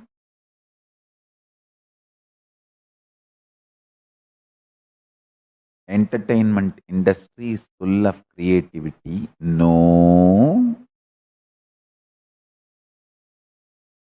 Entertainment industry is full of copying, replicating, duplicating, not creativity. Creativity is less than 0.5%. Creativity, I am defining, creativity is ability to keep the inner space's excitement, inspiration through continuity till it becomes reality.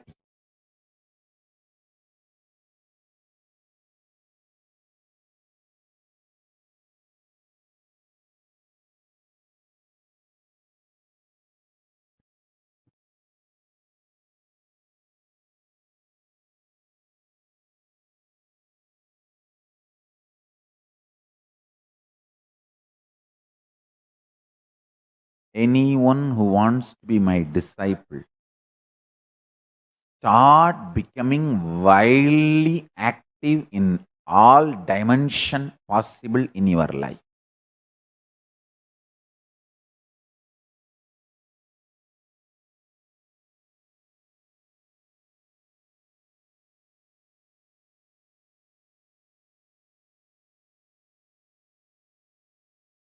Hey, to design this Reserve Bank of Kailasa, I just started simply Googling. I studied 85 countries' bank structures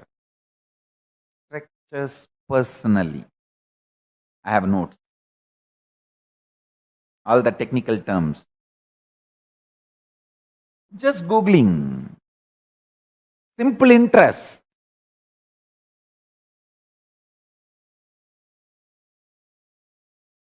And then mapping them to Agamas. How Agama describes these concepts, I tell you, end of the day.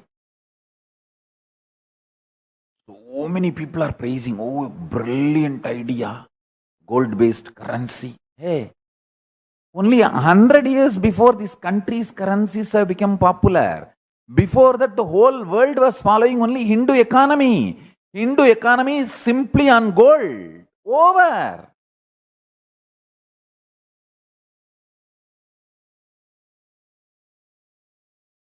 Only last 100 years, these various countries and its currencies have become strong exchange mechanism. I'll use the word mechanism only. I will not accept the currency as organism. It's just a mechanism. Organism should have its own independent intelligence and life. It's only a mechanism, regulated. I tell you.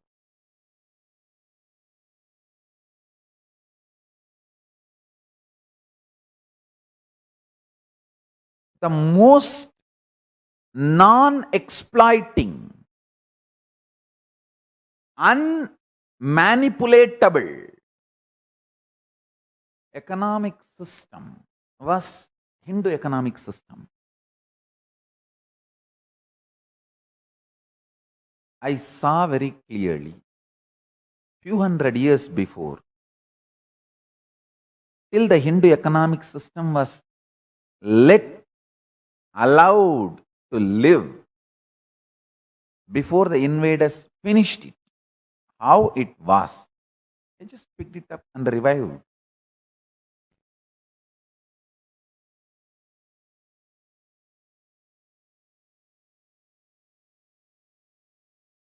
Just simple interest, simple involvement. Listen. Simple involvement, simple interest, makes you absolutely passionate about life. I tell you.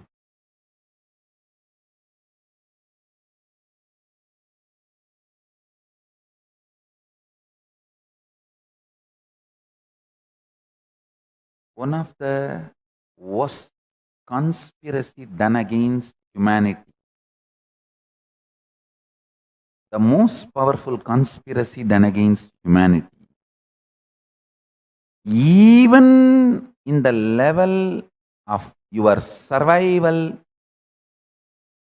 reproduction, sexual instincts, you are converted into just a customer or a client. Your freedom is snatched, swindled by the established chronic capitalistic mental setup. Listen. I am absolutely against pornography. One of the main reasons is when you become addicted to pornography, you just become a client, customer for those who supply the pornography to you. Please understand. You are no more sexy. You are no more sexually alive. Sex is no more yours. You lost it. That's a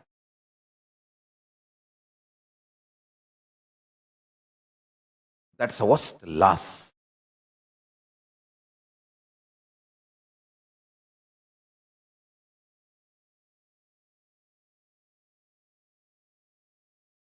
Losing your sex to chronic capitalistic industries.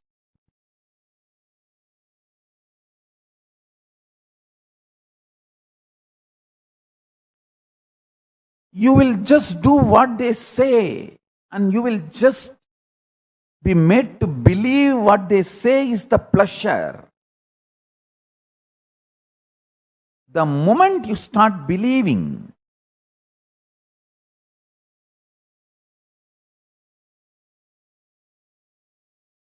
see the pornographies, porn industries, vision of sex is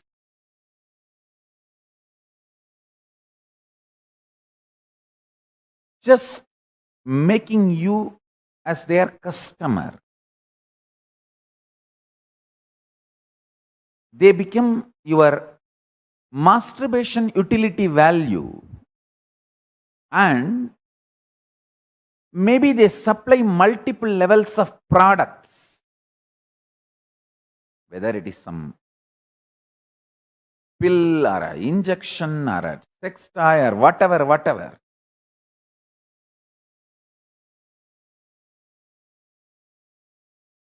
You are just a client, customer.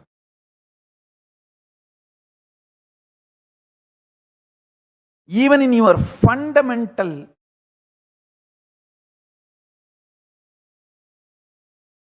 core level, you do not have knowledge or vidya, the clarity about what for you have been given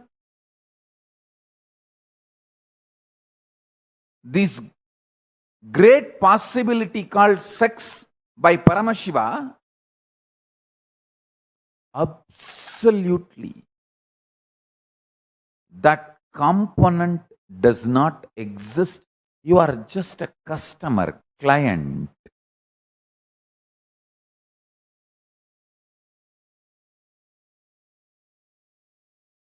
I am not talking only about the hardcore porn, even the soft porn in media, in advertising industry, entertainment industry, social media platform, in every level.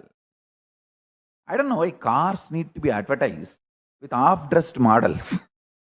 Even the car seats are more dressed, more covered. Car seats are more clothed and more covered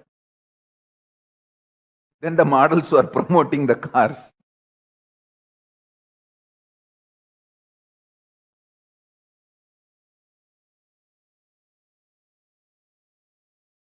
Listen. The Tantra looks at your sex as your conscious blueprint to become Paramashiva. Porn industry looks at your sex as customer, client, consumer.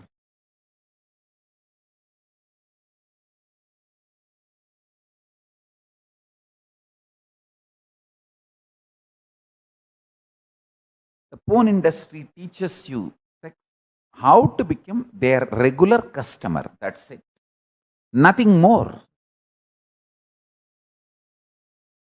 In multiple layer products and services and goods. It may be products, pills, sex toys, drugs, services, from escort to export, goods, all the other related accessories, paraphernalia. Listen carefully.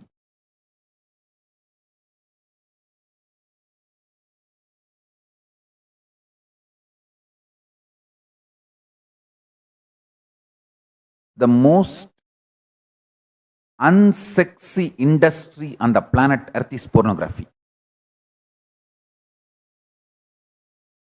It is just sheer destruction of the greatest energy Paramashiva has given to the living beings. It's like Paramashiva has given you a golden conscious blueprint as the map, golden conscious blueprint to build your life and map to reach Kailasa, and you use that as just a tissue paper. Using the golden map, conscious blueprint given by Paramashiva, instead of reaching Kailasa and manifesting Paramashiva using that map and blueprint, using it as a tissue paper and flashing it out is what is porn industry. Porn industry teaches you to use it and flush it out. Tantra teaches you how to use that conscious blueprint and manifest Paramashiva and use that map and reach Kailas.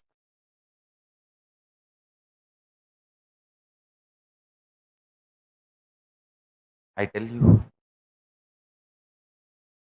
in every field,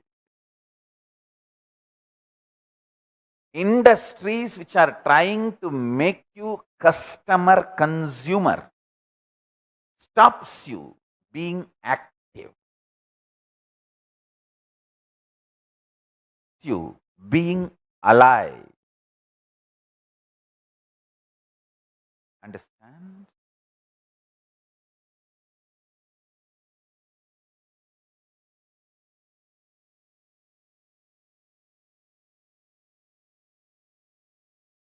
And I tell you one more thing. You need to know this very clearly.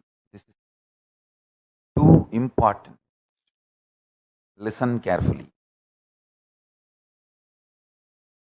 This is the truth directly from Cosmic Archive. Whenever I listen to Manikavasagar, the great saint from South India, Jnanasambandar, I have my own favorite singers, one great singer called Dharmapuram Swaminathan. I should say that he is a Oduvar from a traditional way of learning. He learned it very traditional way. His voice is my favorite. Always my bedtime songs will be only the Dharmapuram Swaminathan's Devarams. That's my bedtime song. My grandfather used to sing, and of course, unfortunately, we never audio recorded my grandfather's voice. Anyhow, I enjoy Dharmapuram Swaminathan's Devaram. That's my bedtime song. Listen carefully. Whenever I listen to Jnanasambandar and Manikavasagar, their great verses, I see literally my inner space transported to their inner space. Listen carefully the statement I am going to make.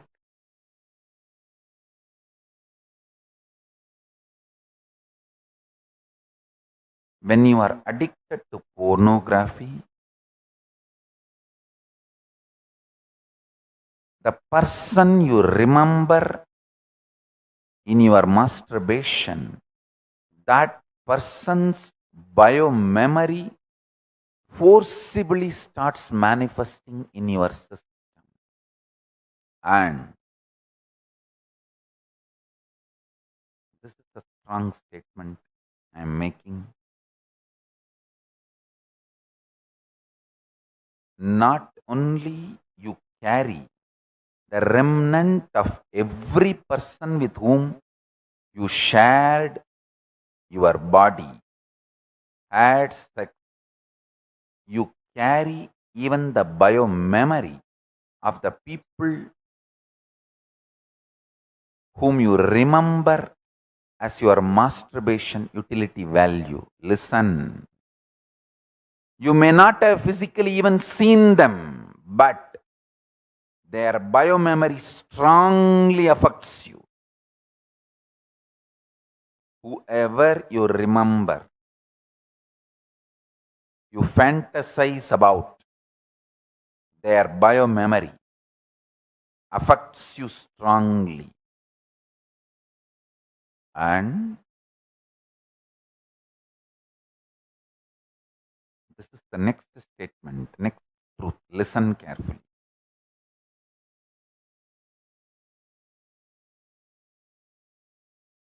Most of the porn stars suffer with a deep depression,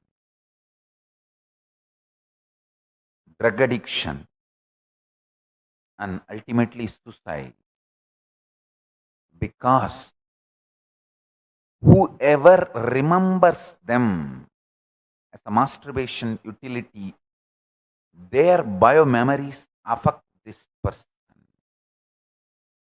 Please understand, we are not separate islands as we imagine.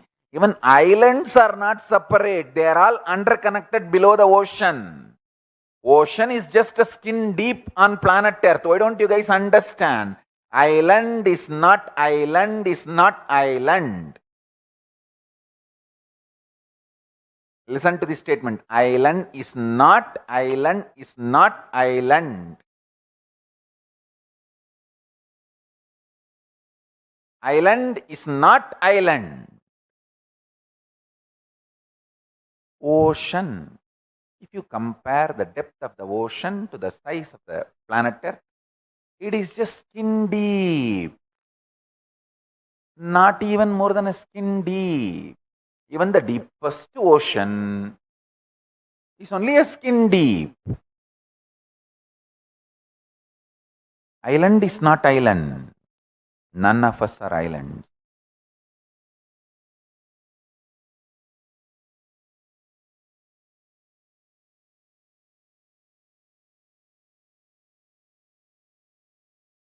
Never make yourself as masturbation utility value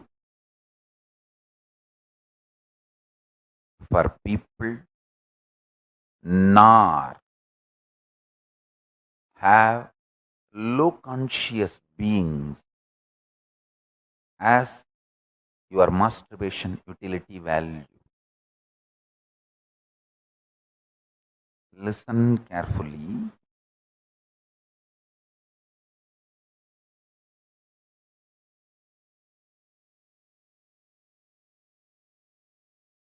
In biomemory level, all of us are deeply connected. The intensity of the inner world manifests as continuity in the outer world, and continuity of the outer world manifests as intensity of the inner space.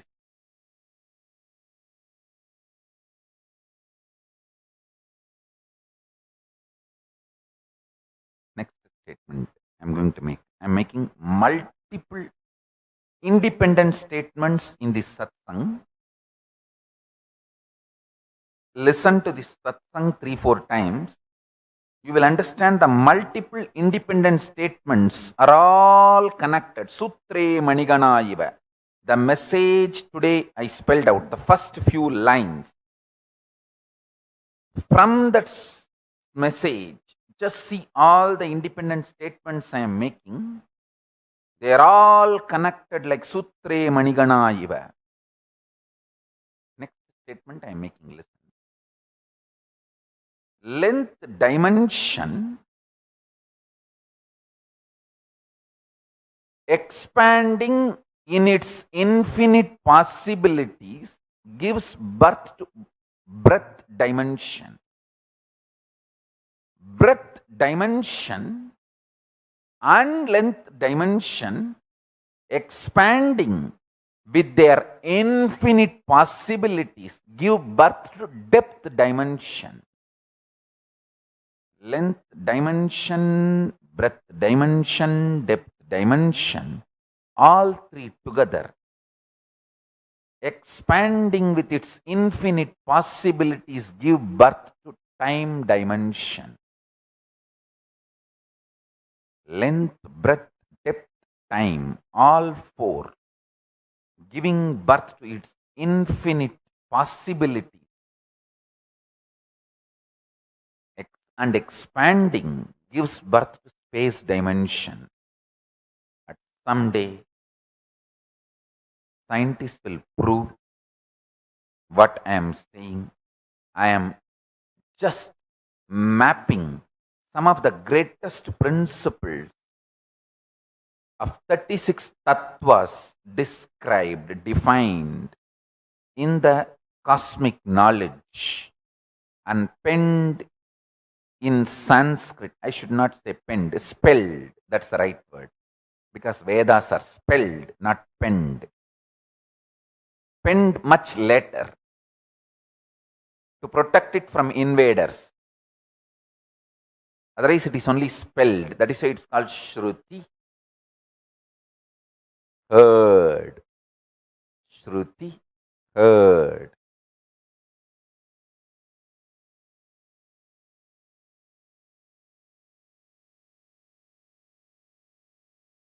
Listen.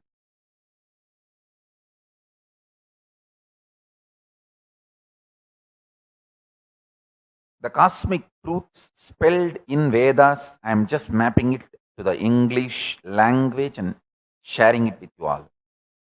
Now, what I described as the length, breadth, depth, time, space. Understand?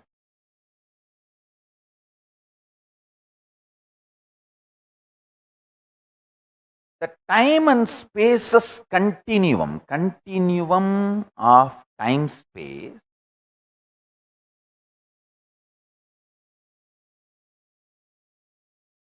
is intensity in the inner space, subjective world. It is dependent on continuity in the objective world. Listen.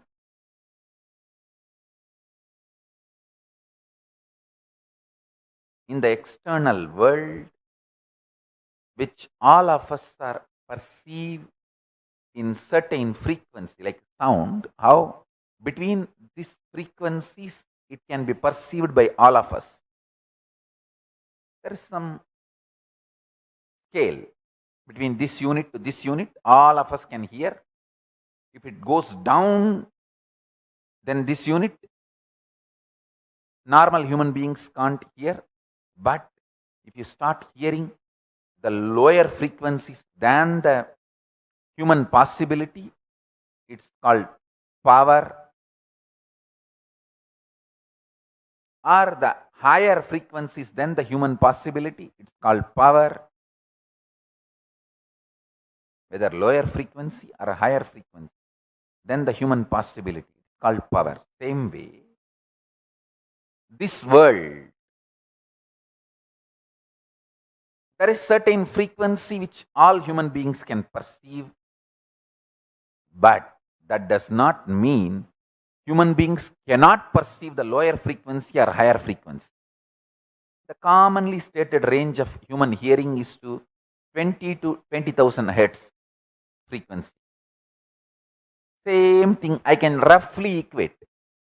Even the visual, please listen. Common human perceived time space. I'll give a for example 20 to 20,000 unit. Maybe instead of hertz, I'll call that unit as Maya. 20 unit to 20,000 unit Maya, all of us can perceive. Below 20 unit, Above 20,000 units, anyone can perceive. He is liberated from Maya. Listen, understand this truth. I am giving you the example. Commonly, all human beings can perceive 20 to 20,000 hertz, Hertz sound. But that does not mean the possibility to hear lower than 20 or higher than 20,000 is not there. Don't think. Common range is 20 to 20,000 hertz. But human beings can hear more than 20,000 or below 20. It is possible. When you start hearing that, you start manifesting powers. So now listen.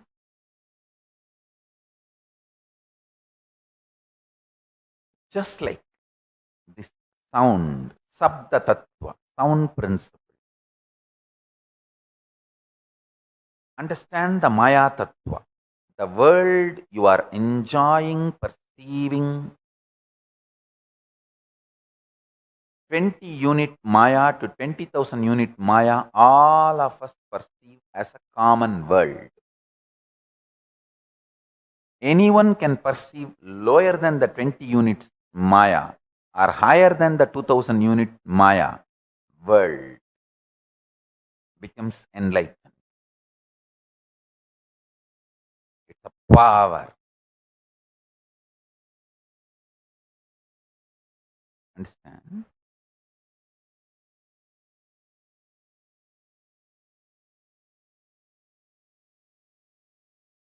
In the innermost core of you,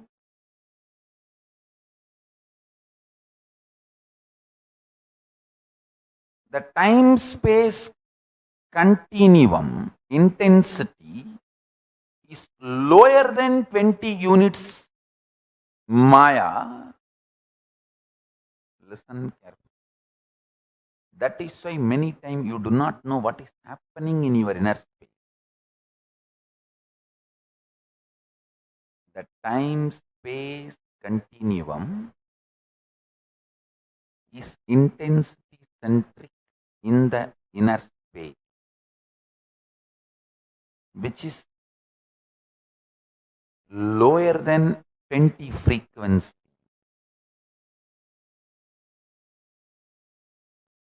That is why many times you do not know what causes your inner space, good or bad, right or wrong, inspiration or dullness.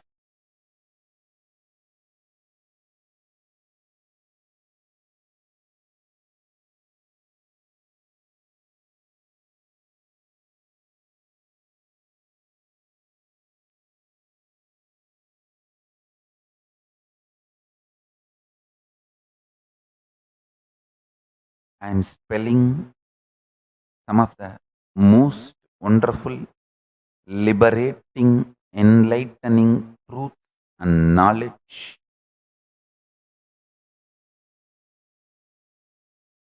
Anyone grasp the intensity happening as continuum in your time space inside the subjective space, liberated once for all from all the tantrums of your mind. Your mind is your boyfriend who just won lottery for a few $1 billion, or your girlfriend having heavy period.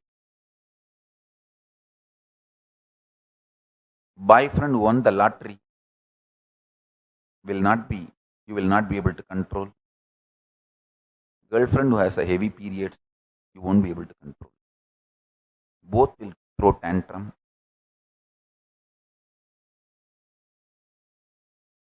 Both won't behave as they are supposed to be or expected to be, as agreed upon. Your mind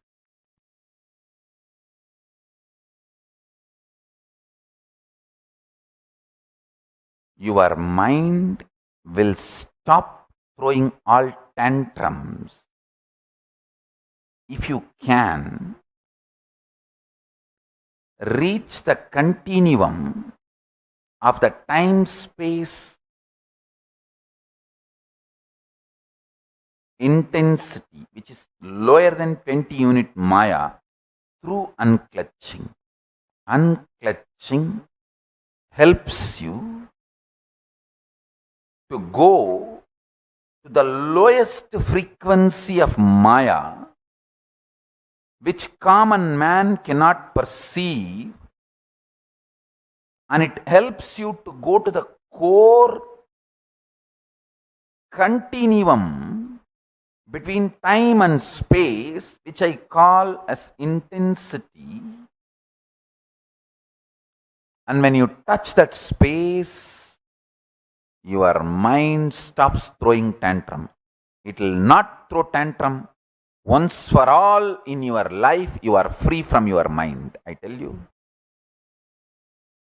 When Arunagiri Yogeshwara touched my Anandagandha,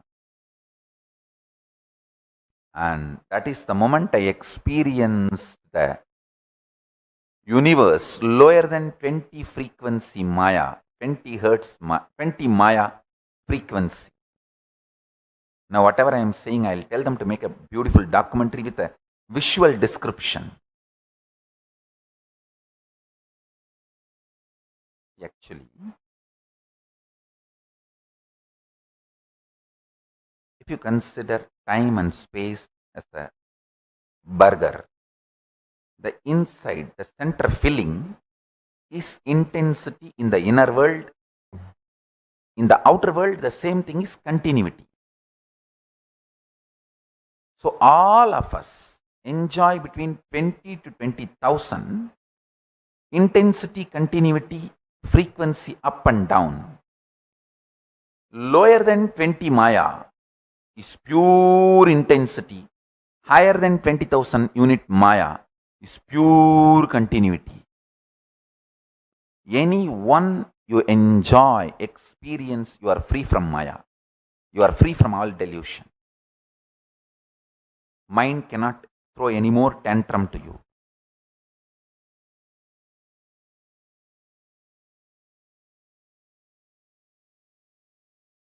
Listen to this.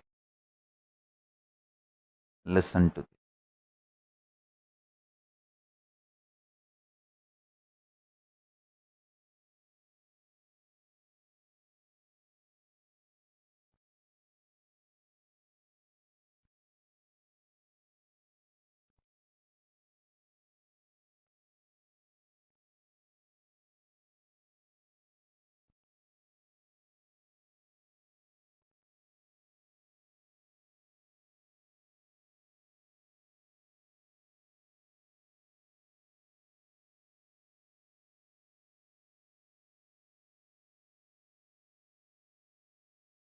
A boy slowly walks towards a girl in a library and asks, "Are you free today evening for a date?" Girl screams loudly, "I can't sleep with you. I am not that kind of woman." Boy felt very embarrassed and goes back. After a few minutes, the girl walks up to him and says, "Did you feel embarrassed? I am studying psychology, so I know how to make people feel embarrassed." The boy screams. You dare to ask $300 per night? The girl was shaken. Boy slowly tells, I am a lawyer. I know how to make people guilty. Understand? Your mind is either a girlfriend studying psychology or a boyfriend lawyer.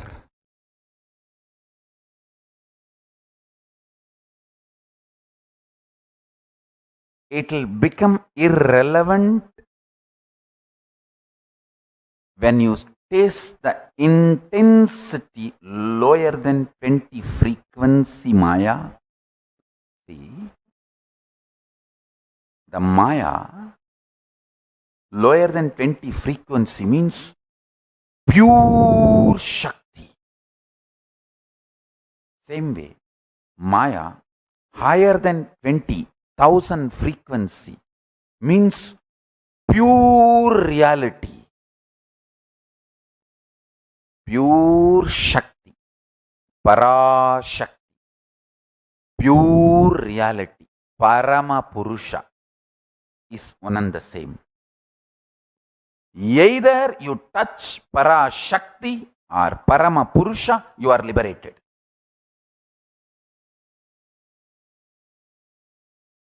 In both, you are liberated.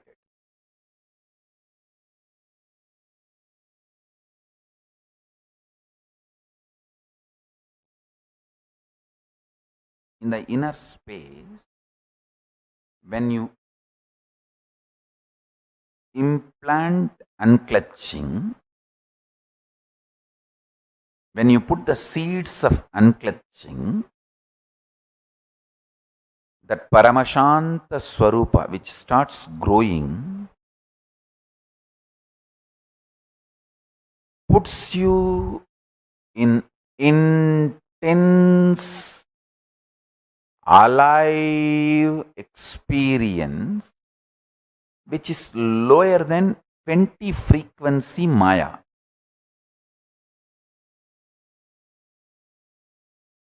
Or the passionate, involved, intense activities of the body, yoga, puja, all those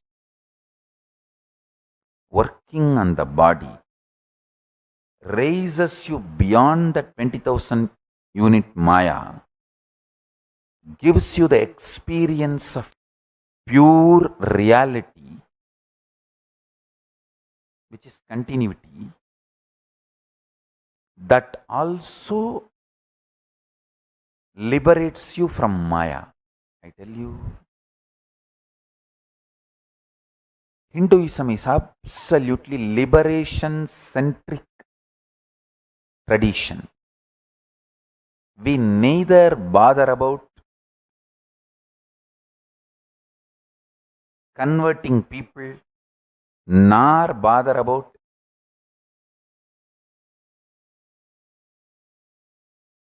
grabbing, occupying, terrorizing. See, like in pornography, how two types of pornography is there. Hard porn, soft porn. Same way, hard porn is terrorism. In the religious field, the hard porn is terrorism. Terrorize and convert people. Soft porn is conversion. Give the bread. Just inside the greed.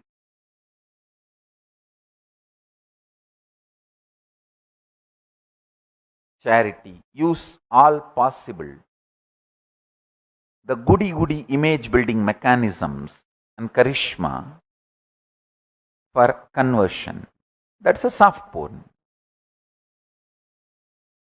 Hinduism is absolute knowledge-based tradition. Neither we bother about hard porn. In the religious field, terrorism is hard porn, hardcore porn. Conversion is soft porn. the Vedic tradition, Sanatana Hindu Dharma does not do both. It's a pure knowledge-based tradition. In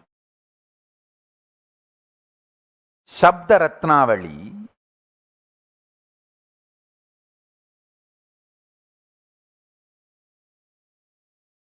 the word Shiva means intensity in the inner space.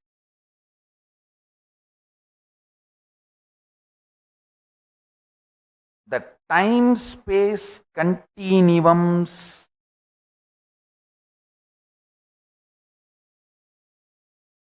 energy, the principle which is responsible for time-space continuum,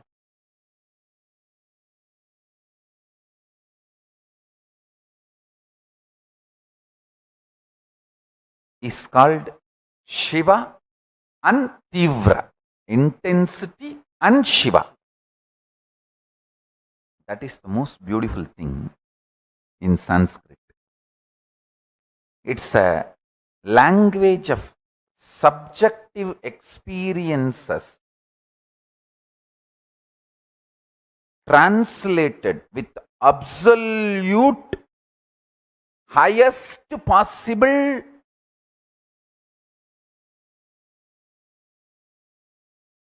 right method of mapping it into external explanation. Let me repeat. Sanskrit is the language most purest and highest possibility of mapping the internal experience into an external explanation. Like Sanskrit can be the best language to reproduce the same inner experience of intensity as the outer definition for continuity.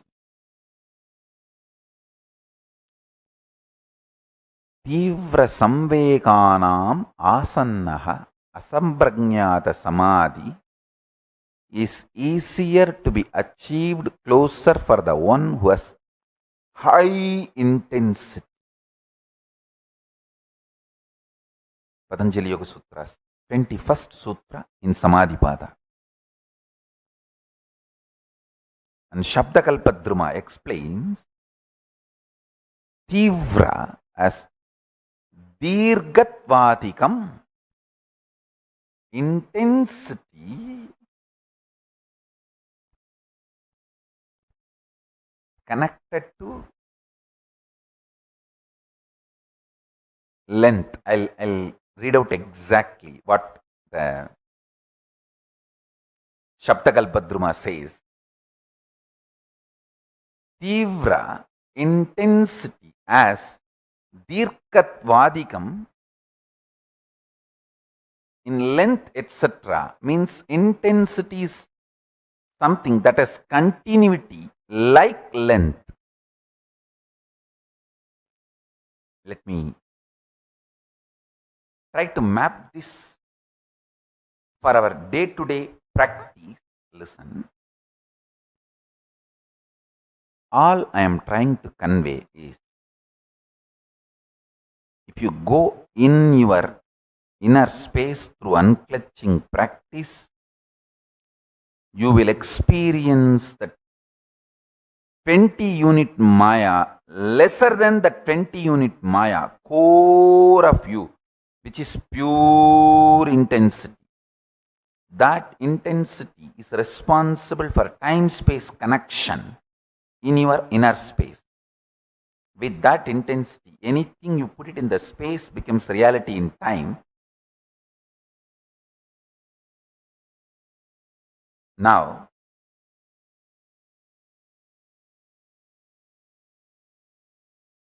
in the outer world, the continuity means beyond 20,000 unit Maya, the continuity becomes the connecting point between time and space continuum. In that,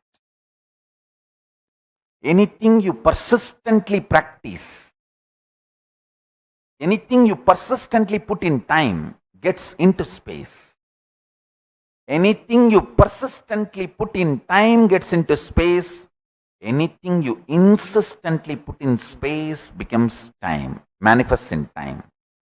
Putting it in the space and manifesting it in the time, putting it in the time every day through persistent practice and reaching it out to the space. Two methods for liberation, fundamental methods for liberation.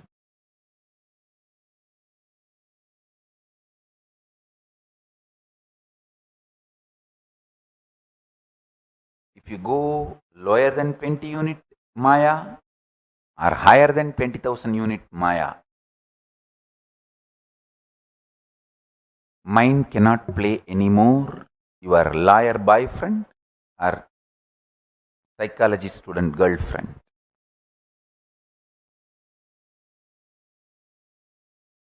It can neither make you feel embarrassed nor make you feel guilty.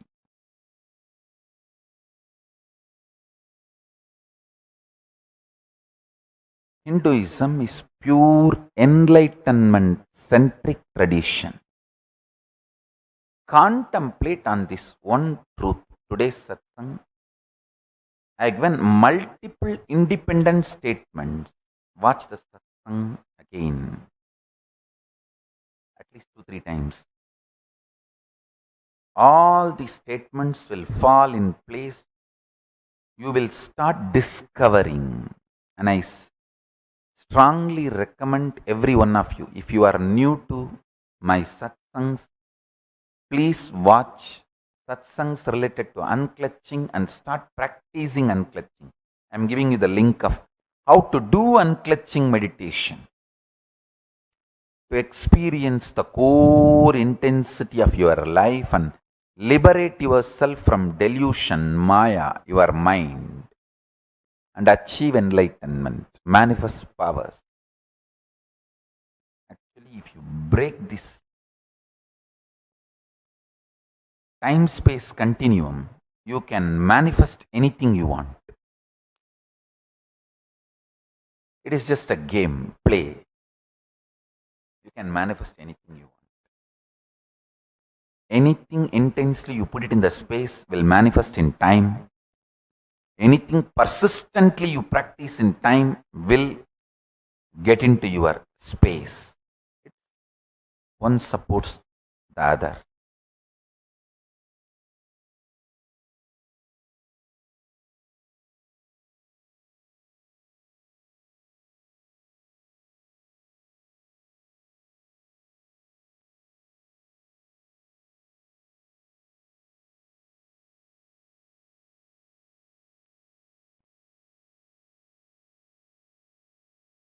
"36 tattvas, 11 dimensions, 25 states of consciousness.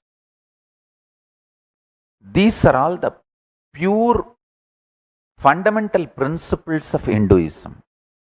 Principles.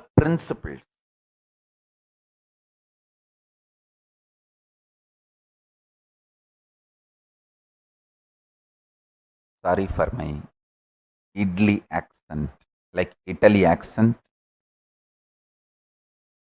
I know it's little difficult with my idli accent.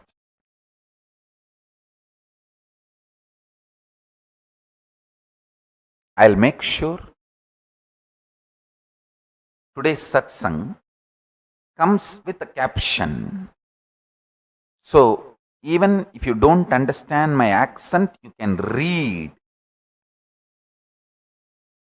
and internalize, contemplate. I want to thank this Nithyananda team and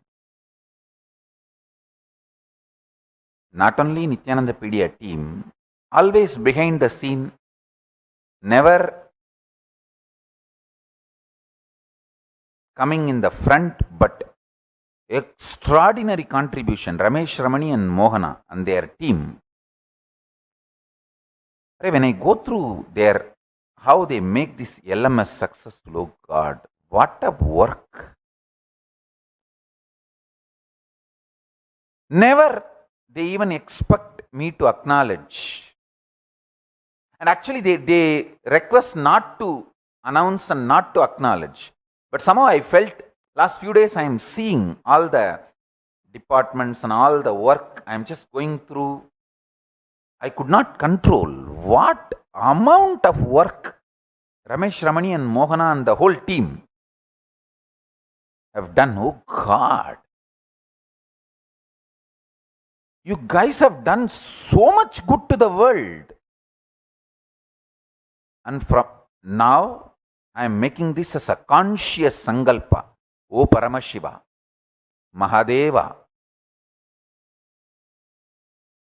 Paramashiva Ganapati, I bow down to you. O Paramashiva, all this punya of everyone getting benefit through your knowledge, initiation, blessings, through this LMS, all the punya, let it manifest as best good things immediately in all their lives. Ramesh, Ramani, Mohana and their whole team. O Mahadeva, shower your blessings on them. Let them have health, extreme wealth, all the best things, enlightenment, powers.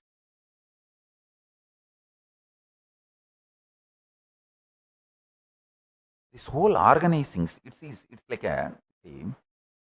for a movie,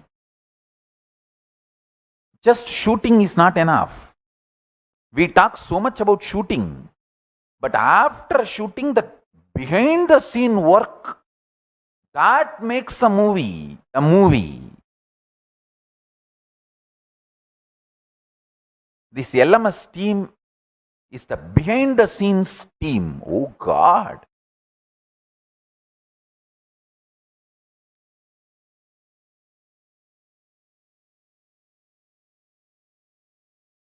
Actually, all of you should know,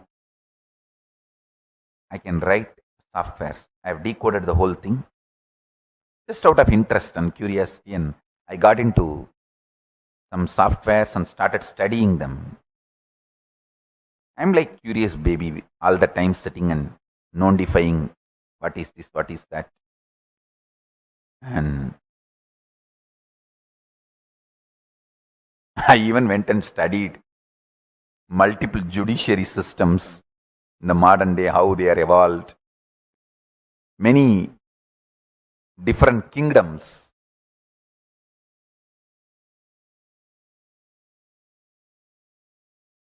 How the monuments they left tells what was their source of inspiration and all that. See,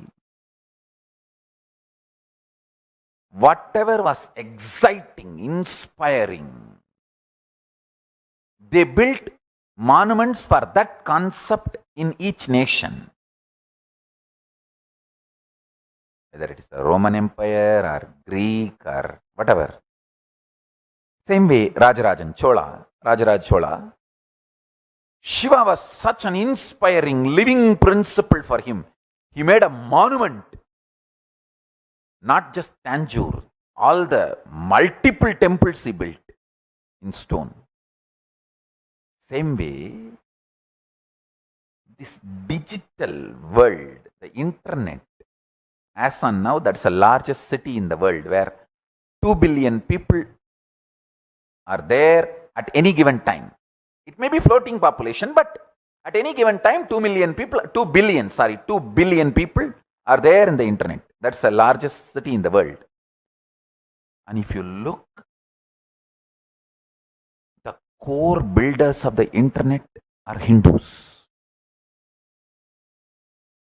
So we are going to leave the greatest digital monument called Kailasa for the world. How Rajaraja left Brihadishwara temple and all the other temples to tell the world what was his inspiration. How the Egyptians left pyramids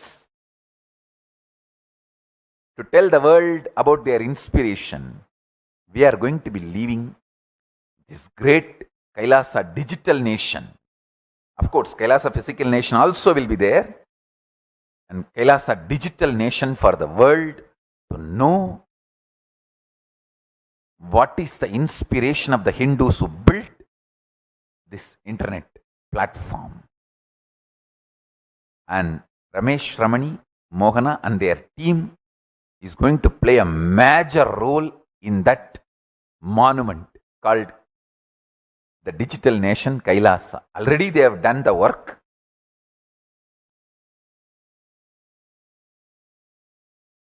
And what they are expanding, the way it is going, I can see. Just out of curiosity, I was notifying all these. And I picked up this how to write code, software, all these. Only then I understood, oh God, so much work. Hey, even if there is some automation is used, you need to know where to put the automation and where your independent intelligence need to be active and involved. புக்கையே எக்ஸாமினேஷன்ல கொடுத்தாலும் கேள்வி எங்க இருக்கு, பதில் எங்க இருக்குன்னு தெரிஞ்சா தானடா copy அடிக்க முடியும்.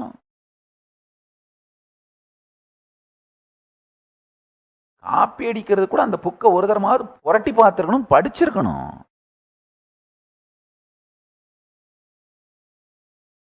Even for copying in the examination, you should have read that book.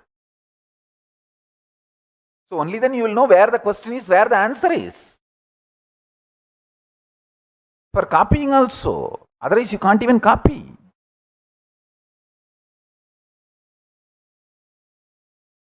Oh God. The Ramesh Ramani's team's work, the expertise. I was actually controlling me without mentioning their name for last few days. Today I thought, no, I cannot control anymore. I spelled it out. I should say Ramesh Ramani team work is 10 times larger than Nithyananda Pedia's work.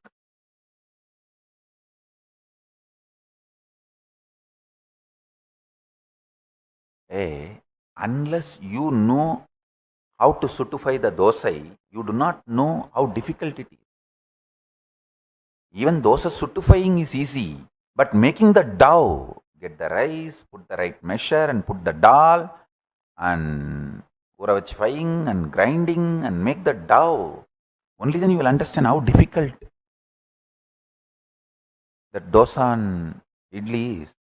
Same way, only when I started writing the codes and decoding the software science, I understood, oh God,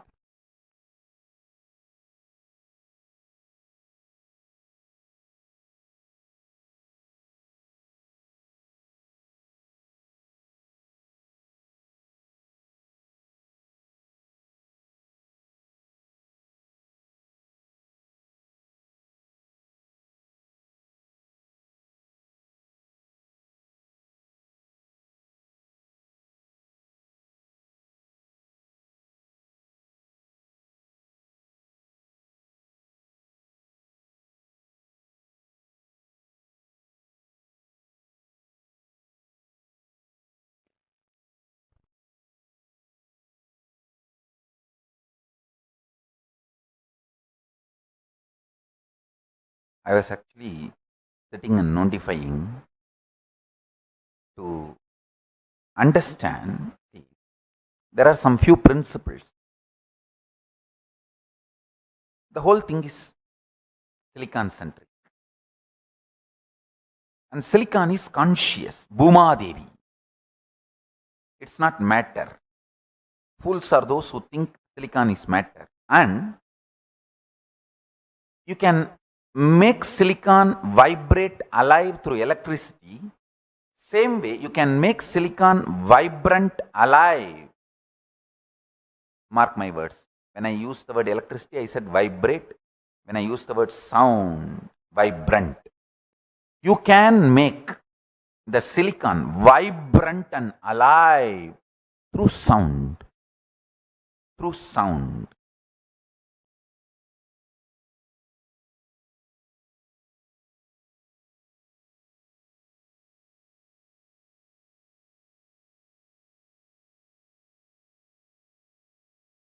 This science of making silicon alive, vibrant through sound only is practiced in many of our temples where the main deity is snake hill or just sand.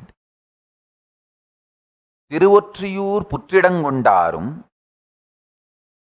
Thiruvarur Vanmikanathar ஆலயத்தும் காஞ்சி ஏகாம்பரநாதரின் கருவறையின் அருகிலும் நின்று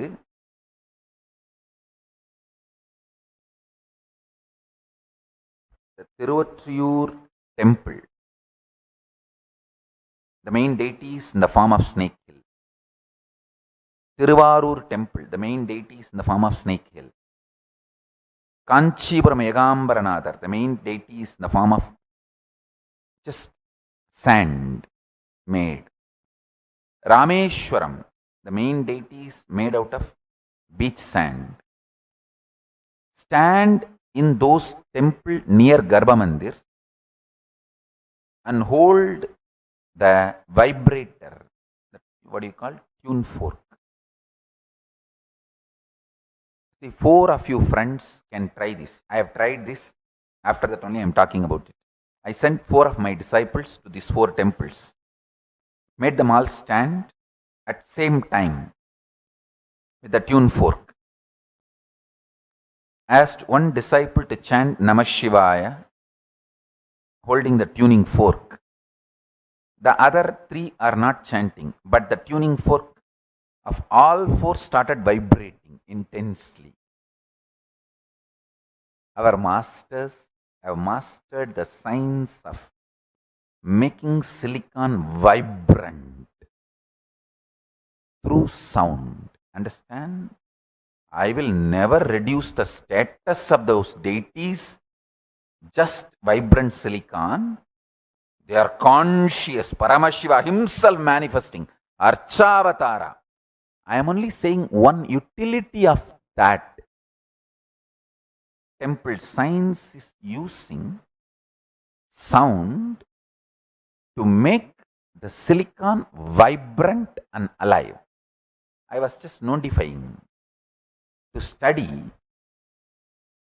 is there any way we can make just sound-based softwares, which sound-based silicon products, hardware and software combinations, which does not need continuous recharge of electricity, which makes us independent. Just sound or the sound generated by the earth, its own moving. See, earth generates a large amount of sound by its rotation. That's one of the natural force available which human beings have not yet tapped into. Like solar energy, a large amount of sound energy is available. The sound which is generated by the earth by its movement. If we can start tapping into it, that is one of the inexhaustible, large quantity natural resource, large amount of natural resource. Our ancient masters learnt the science of tapping that large sound energy of Bhuma Devi to make us healthy, excited, inspired, unclutched, pure, conscious, That's why if you just go and stand in front of Tiruvarur Tyagaraja, Arura, Tyagesa,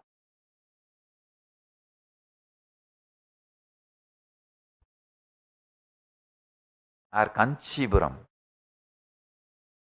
Egambaranadar,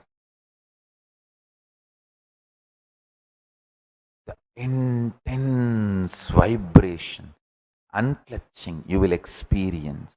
Understand, these three temples are closely connected. That is why Sundaramurti Nayanar loses both the eyes in one temple, gains one eye in one temple, another eye in the other temple. Study little deeply the Sundaramurti Nayanar's history, you will understand what I am saying. It is directly connected to a beautiful science. Sundaramurti Nayanar loses his both eyes in Tiruvattriyur temple. He gains one in Kanchipuram, another one in Tiruvarur.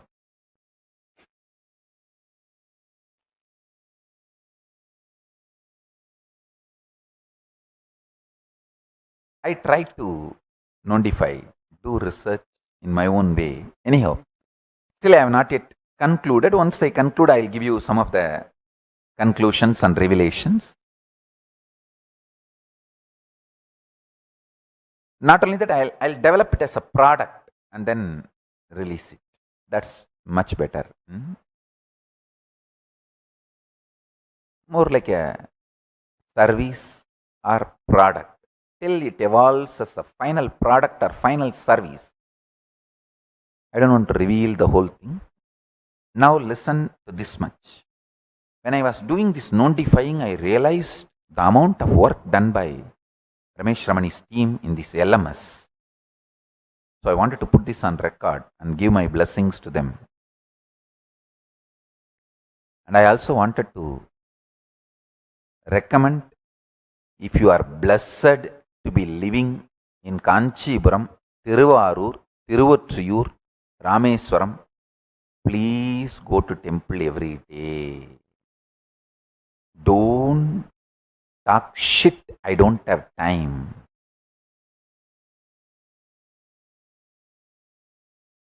The number of days you live in that city, that number of seconds you stood in front of the Garbha Mandir and connected with Paramashiva will be the only productive time you spent on planet Earth.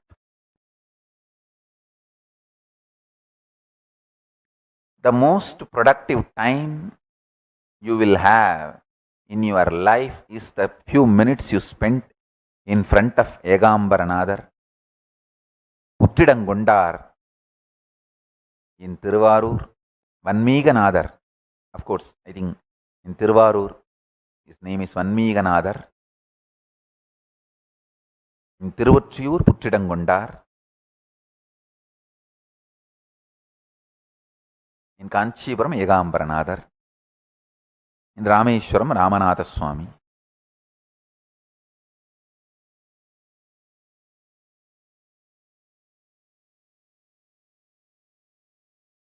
All Hindus, stop this shit of no time.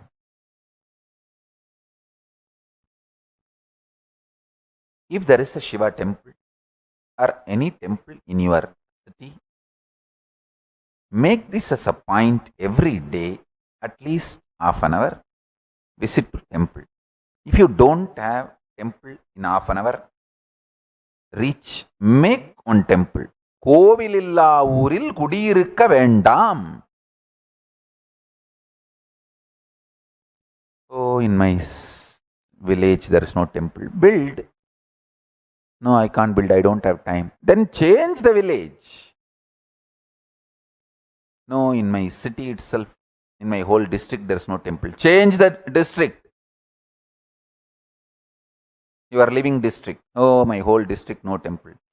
Change the district. Oh, no, my whole state there is no temple. Change the state you live. Oh, in my whole country there is no temple. Change the country you live. But don't change the habit of going to temple every day.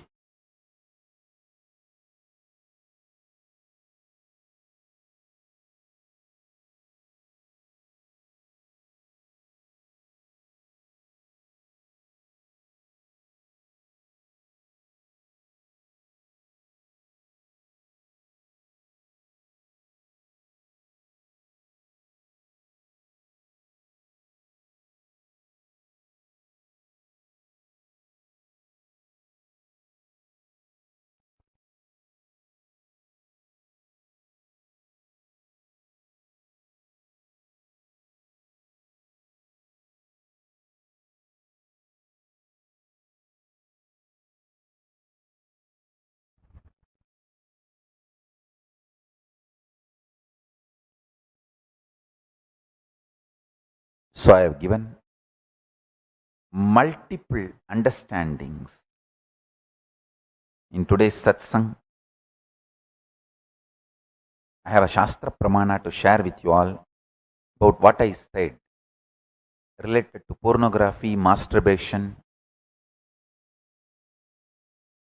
Vishnu Purana, 3rd Amsha, 11th Adhyaya, 122nd and 123rd Sloka. Parataranna kacheta manasapi gatachana kimuvacha asti bandho abhinasti deshu vyavayinam mruto naragamapyeti hiyate atrapi sayushaha paratarakadihi bumsam upayatrapi pidita. Listen. The translation is, do not have sex with anyone other than your committed partner. In Hinduism, in ancient times, there were people who married sometimes 2 wives, 3 wives. I am not going to talk about that now. I am only translating it as it is. Do not have sex with anyone other than your committed partners, even mentally, nay, verbally. Do not even masturbate remembering anyone other than your committed partners, because in the thought level there is not even a skeleton structure for the person who is remembered lustfully during the act. Even having sex mentally, even masturbating, remembering someone other than your committed partners will lead a person to Naraka, hell, after death. While alive, it will lead to depletion of life energy, health and longevity. Those who have sex even mentally with someone other than your committed partners will experience the bio-memory of those people, fear and danger in this life and after death in both the worlds. I'll give the original verse and translation in the gist in Facebook post. Please read it.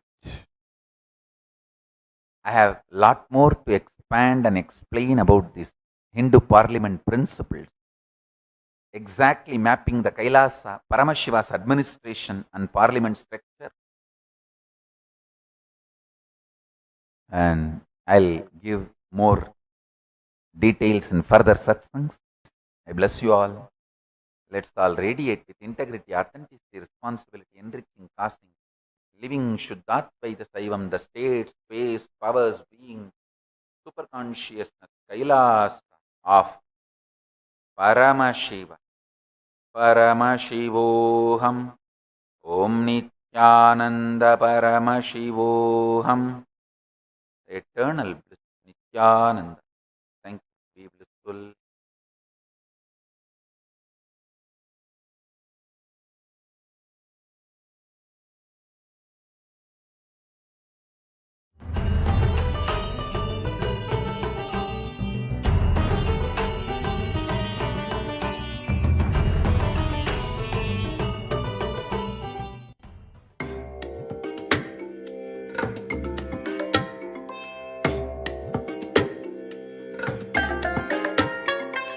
I bless you all. Let you all open all your 3 eyes and manifest the powers of Mahasadashiva. Om Nithyananda Paramashivoham.